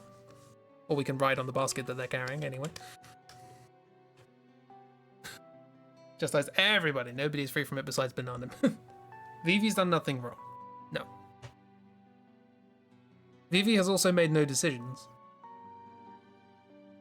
Well, that's not true, actually. Vivi was the one who worked out that they could use the bubble machines to get back to Alexandria. So the one thing that Vivi has actually done... oh, and they also bought a nut, which turned out to be very useful. So the two things that Vivi has actually decided to do have been very useful. Oh no, they also took part in the Festival of the Hunter, and they won. 3 things.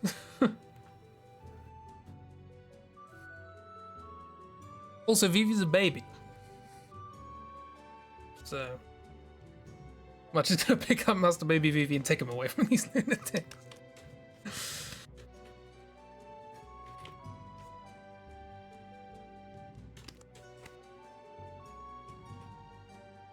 So yeah, the princess is like, okay, cool, we can get out of here using this thing. And everybody's like, what? We're gonna ride that giant bloody monster? But yeah, that's how I got it. Okay, fine.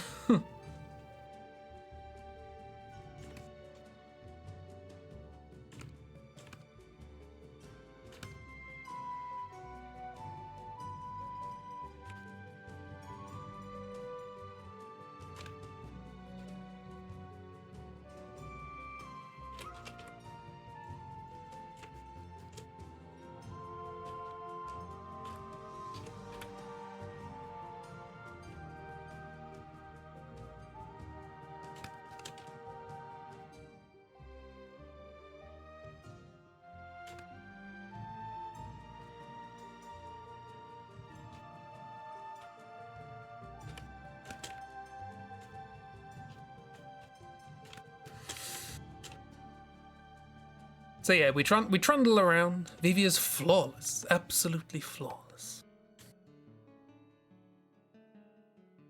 March with Vivi in that one Brooklyn Nine-Nine meme. Yeah, Tube's on it.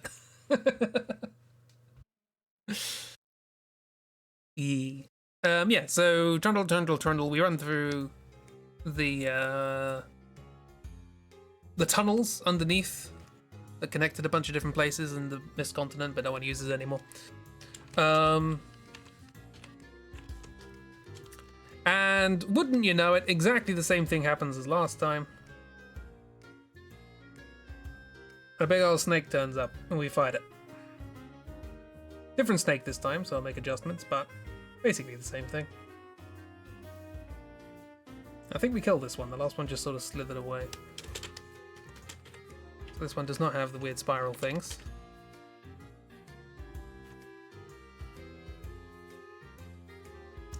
Instead has like big tusks. It's green, not purple.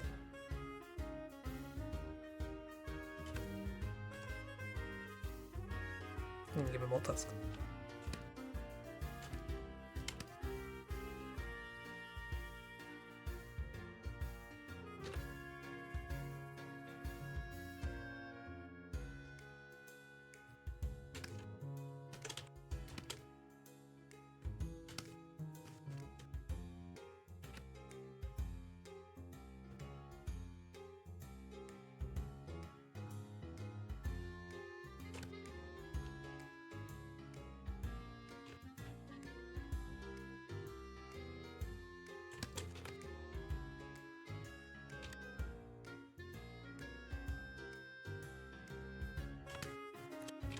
This one's spiky and grumpy.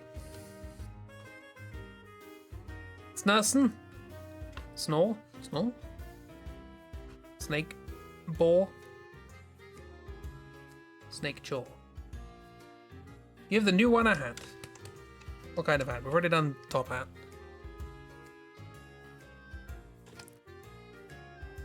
Oh, snake boar.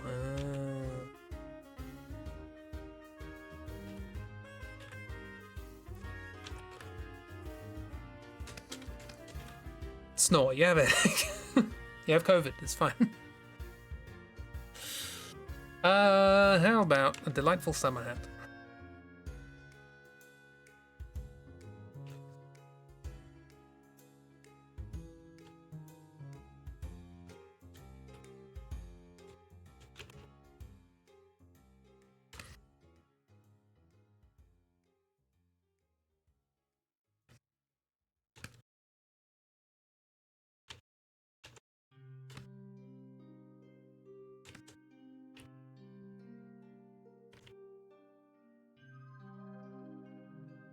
Or as Miss would say, a snummer hat.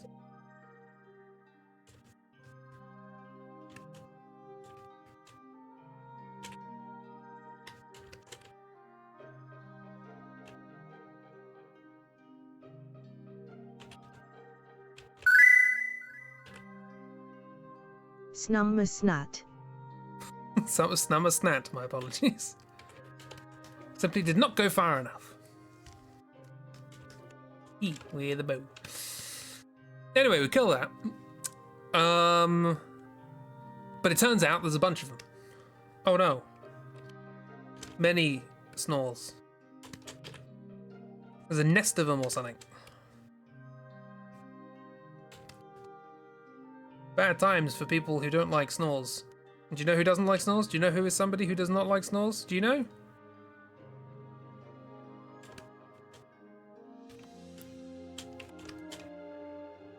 This friend. They do not like snores at all. Oh no. Bad times. Boom. They're off. And chased by these things, they're just racing. Oh god, going very fast and faster and faster and faster and faster and faster. Terrifying. Bad things. The doors are locked. The doors are locked. However you slice it, it seems we've reached a dead end. There's one of the new ones. Hi, how do? But we have not reached a dead end. We have actually reached light at the end of the tunnel.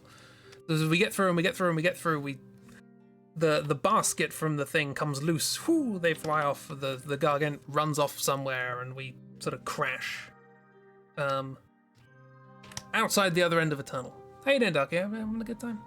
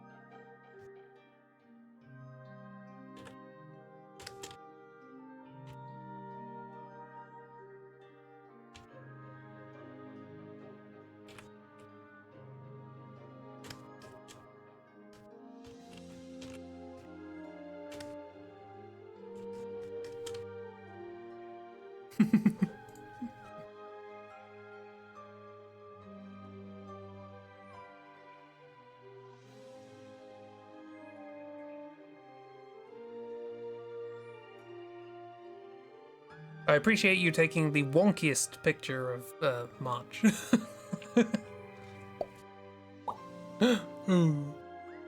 Terrifying.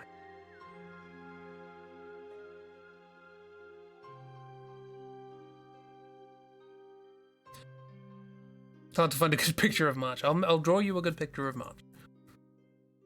You've solved your Baldur's Gate predicament. You shall craft a legend, a progenitor of a phrase we have come to love in the game. Oh, I don't know what that means.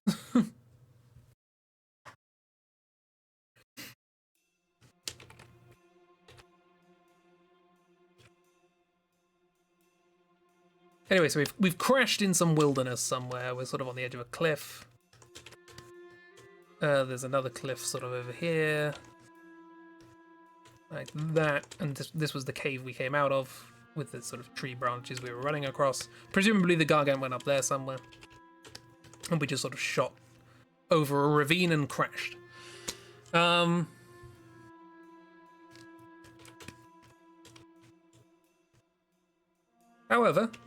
we can see in the distance, up on this little plateau, we can see the city of Lindblom.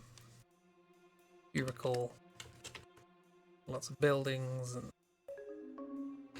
fortifications. So we're not too far away from Lindblom. We've travelled quite far. We're no longer in Alexandria. There's like airships flying in and out.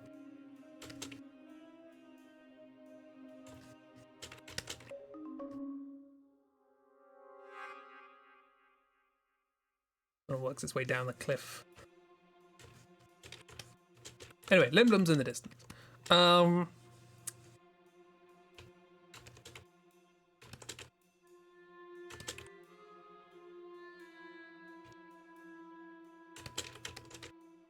So everybody's sort of recovering, and by everybody I mean Simeon, Butterknife, and Vivi. We're the only people who are here. They're sort of recovering from their little trip.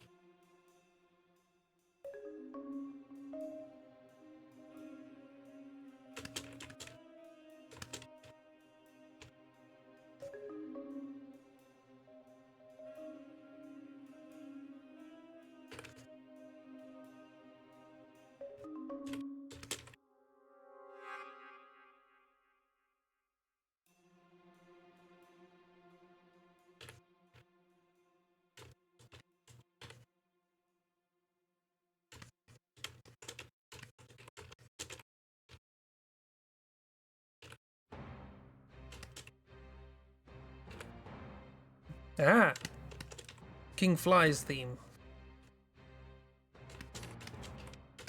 We are near Lindblom. Anyway, as we recover, a strange old man floating above the ground appears.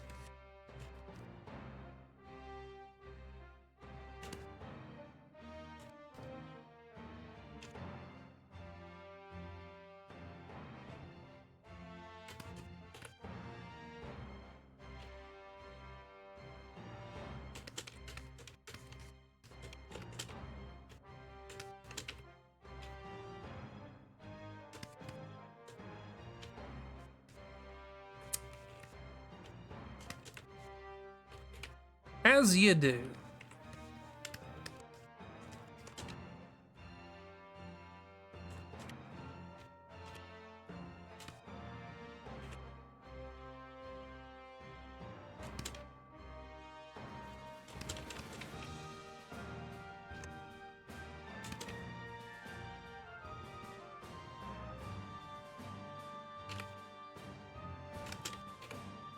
Now, the princess recognizes who this is. Or at least has a hunch. Because the princess knows a bunch about Eidolons, which I haven't really mentioned too much. Eidolons are the names of summons in this world. They are creatures that could be summoned with specific magical power. Used to be a thing a while ago, and the princess has kind of been able to do it, but not really. That's what's been extracted from her. She has lost the ability to summon things, which is why the queen can now do it. She can summon Odin and destroy a thing, a tree. You know, that used to be in Princess Butterknife, and this is Ramu or Rama. I don't know how to pronounce it. I guess as a character, you can rename him if you like.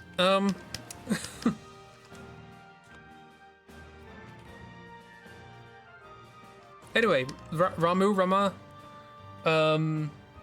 was one of the summons that she used to be able to theoretically summon. You could never actually do it because she was too young.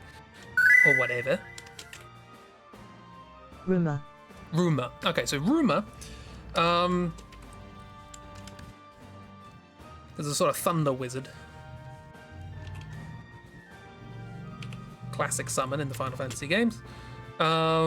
And he has a certain element of autonomy, apparently, because he appears to the princess going, you know, talking about how she's lost her abilities and how she feels guilty that all of the things that have happened that presumably got explained to her at some point have happened as a consequence of the abilities she had. She didn't do it herself. She didn't cause Odin to destroy Clara, but that was her summon that did that.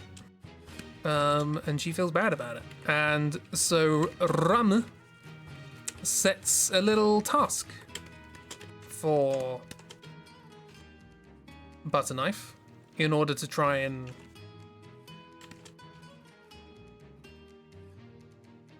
see if she's sort of, you know, still worthy of this ability. She doesn't have it anymore, but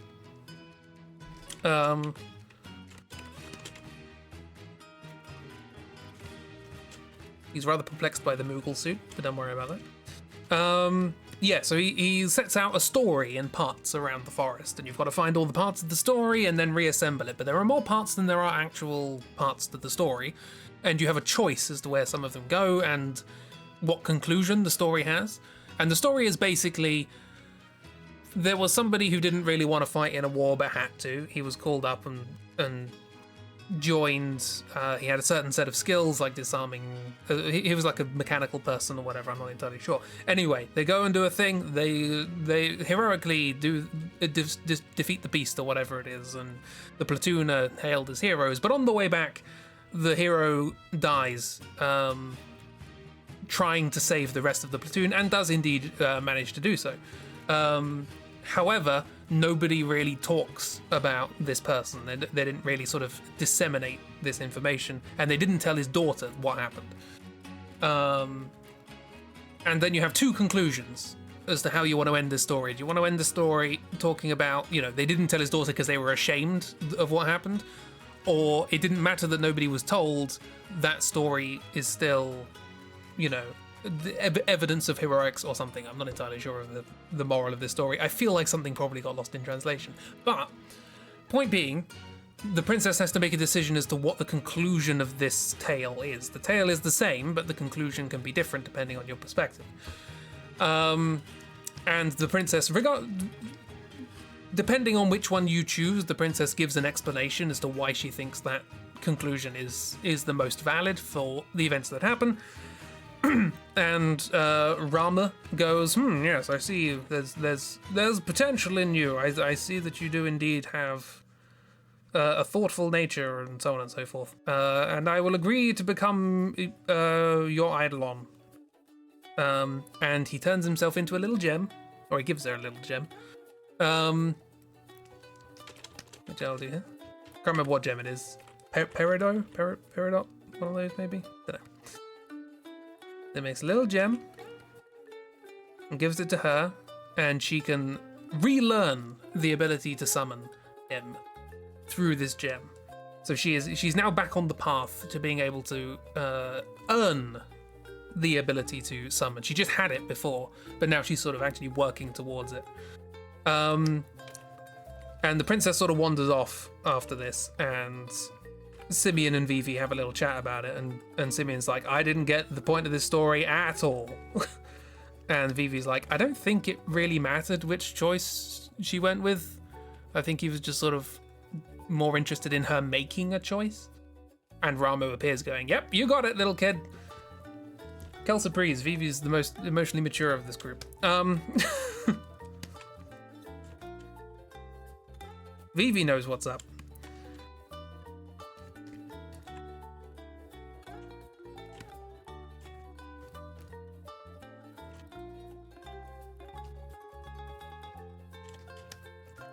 Anyway.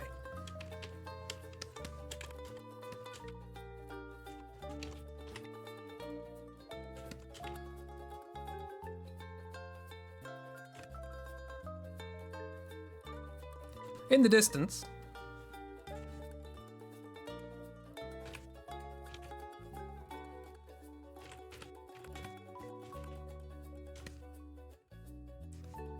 Lindblom gets eaten.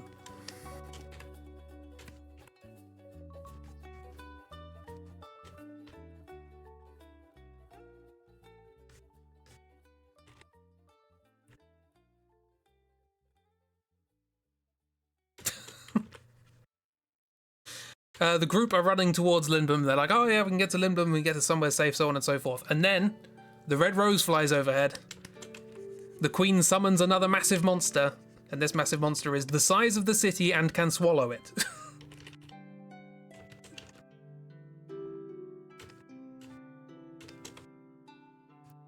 And so like people are flying in there, and buildings and airships.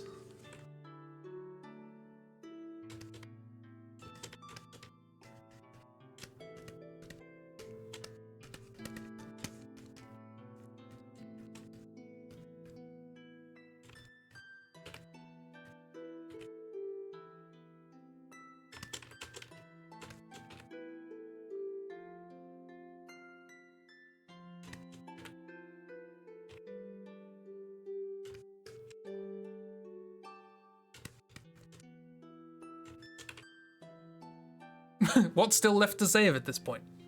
Fantastic question.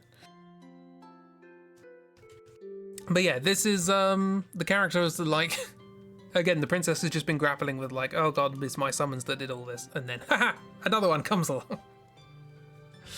Do you think Uncle Fly's gonna take this seriously now? He might start taking this seriously now that half of his city has been eaten. I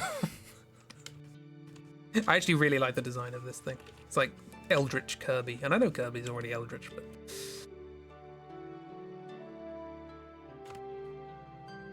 it just is there, right? This thing doesn't move.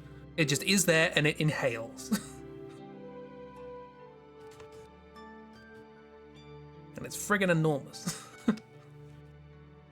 It's Atomos, specifically. If you want to look it up, it was a boss in Final Fantasy V, which did the same thing. It just inhaled the party.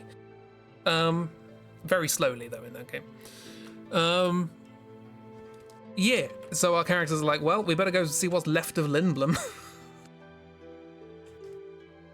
I imagine it's now, whatever's left is probably now under Alexandrian occupation, but we better go see what's left. Your keyboard just suggested vor when you tried to type cool. What the hell, keyboard? But you are right, yeah. There is also a cutscene that I kind of skipped for the purposes of just getting to this point, which was that we can see the invasion starting, and like a bunch of black mages are sent in, and they fireball things and destroy some stuff. And then later on, Atomos is summoned and it inhales. But yeah, the Queen's going through her new little, playbook of massive eldritch monsters that can destroy cities. And she's rather happy with this one as well. Oh,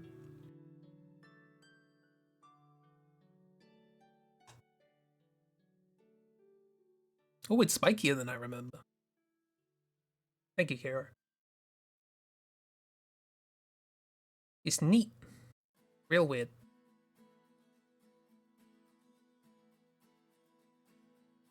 Yeah, well, now our city's been eaten. Half eaten. That's probably a good place to stop. I wanted to get to that. I wanted to get to the sentence, and then Lindblom gets eaten. Inhaled, technically, but...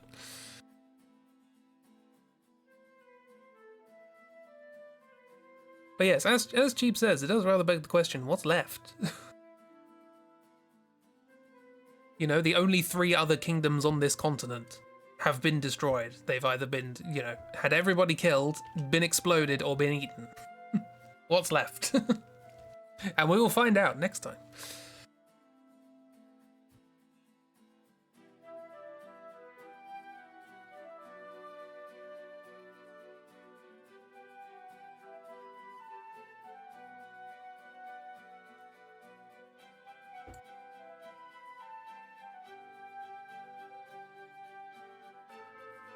Ball!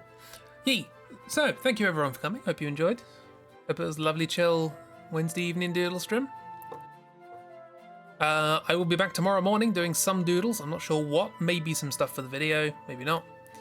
I guess we could do the introductory doodle, and then just something else. You did enjoy, yeah. I'm glad. Yeah, and then tomorrow evening we have Chibinethers.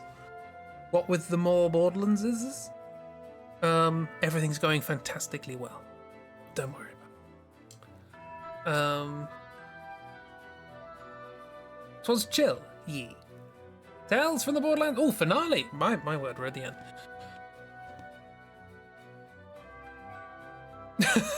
More poison. Oh no.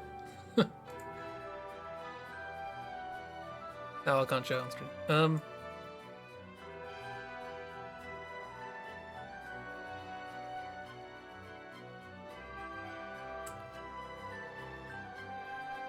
But yeah. So yeah, we got that. So morning stream tomorrow. Cheap stream in the evening. Saturday will not be Solasta because Chibi is going to a thing, having fun elsewhere. So yeah. Remember how everything was bad and got worse last time? Yeah, it's about to get even worse. What? That's not how conclusions happen. Unhappy endings. That doesn't exist. Endings need to wrap everything up and everyone's happy. Time? Tomorrow morning streams at 10 till 12, roughly. Evening streams start at 7. BST. Or GMT outside of summer. Tried to make Aradon, but they don't have quite the right nose. How dare they? But yeah, so yeah, morning streams are from 10 a.m. to 12 p.m., sorry. And evening streams are from 7 to either 9 or 10, depending on what I'm doing. Yeah, so we've got, that's all happening. Saturday, I don't know what we're going to do. Sunday, doodle times, Chibs may not be there for that one either. And then on Tuesday, we're going to start Fahrenheit. And I did mention at the beginning of this stream that I had a bit of a shock, because when I went to install Fahrenheit, I looked at the community tab on Steam, and one of the first things in the discussions was, is this game still banned on Twitch? The answer is no, but it does have a special mention in the terms of service, which is that the remastered version's fine, the original version's not. So that's interesting. Morning 7 a.m. to 12. What? What? Who? No, bad numbers. These are the wrong numbers. Miss Spouts lies. Delusions of COVID. That's weird. I know what they're talking about. I know what it is in the game that they're talking about, and I've only seen what would presumably be the reasonable version. So that just makes me wonder what the original was like. But yeah, if you go to the terms of service of Twitch and go to the adult games section, the Fahrenheit is explicitly mentioned in the flavor text. But it says that the remaster version, that's acceptable. And that's what I have. So I got it working. It did crash a few times, but I got it working. Hopefully it will... I played a little bit at the beginning to make sure it wouldn't explode. So we'll see. But yeah, and warnings for that game of basically everything. Like, flashing lights, trigger warnings of violence and murder, and references to suicide, and just everything. They cover all the bases in that game, and none of it's done tastefully. Which is why I wanted people to experience it, because it's just the most bizarre thing. All the warning. It's not like, we're not talking Phantasmagoria or whatever. We're not going bloody Harvester. But it's in there, right? Nothing that bad, but it is there.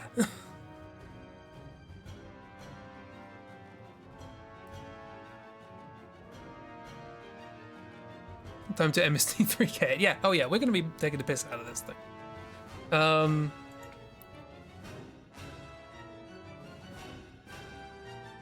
Also, really bad representations of mental health. That is a recurring theme in David Cage games. Anyway. Oh god, Aradon's terrifying. But yeah, we'll get to all that. There's also fun stuff. It's mostly bonkers, but occasionally it touches on some other stuff. And it's like, I feel like I need to warn you about that ahead of time. So I will. But anyway, I'm not playing it because of those things. I'm playing it because of the really silly thing. Stuff. I'm gonna end the stream because I recorded a lot of dialogue today and then did a stream, and now my voice is angry at me. So have a lovely time, everybody. Look after yourselves. Enjoy. Have a happy go, cheerful niceness and such. Goodbye. Bye.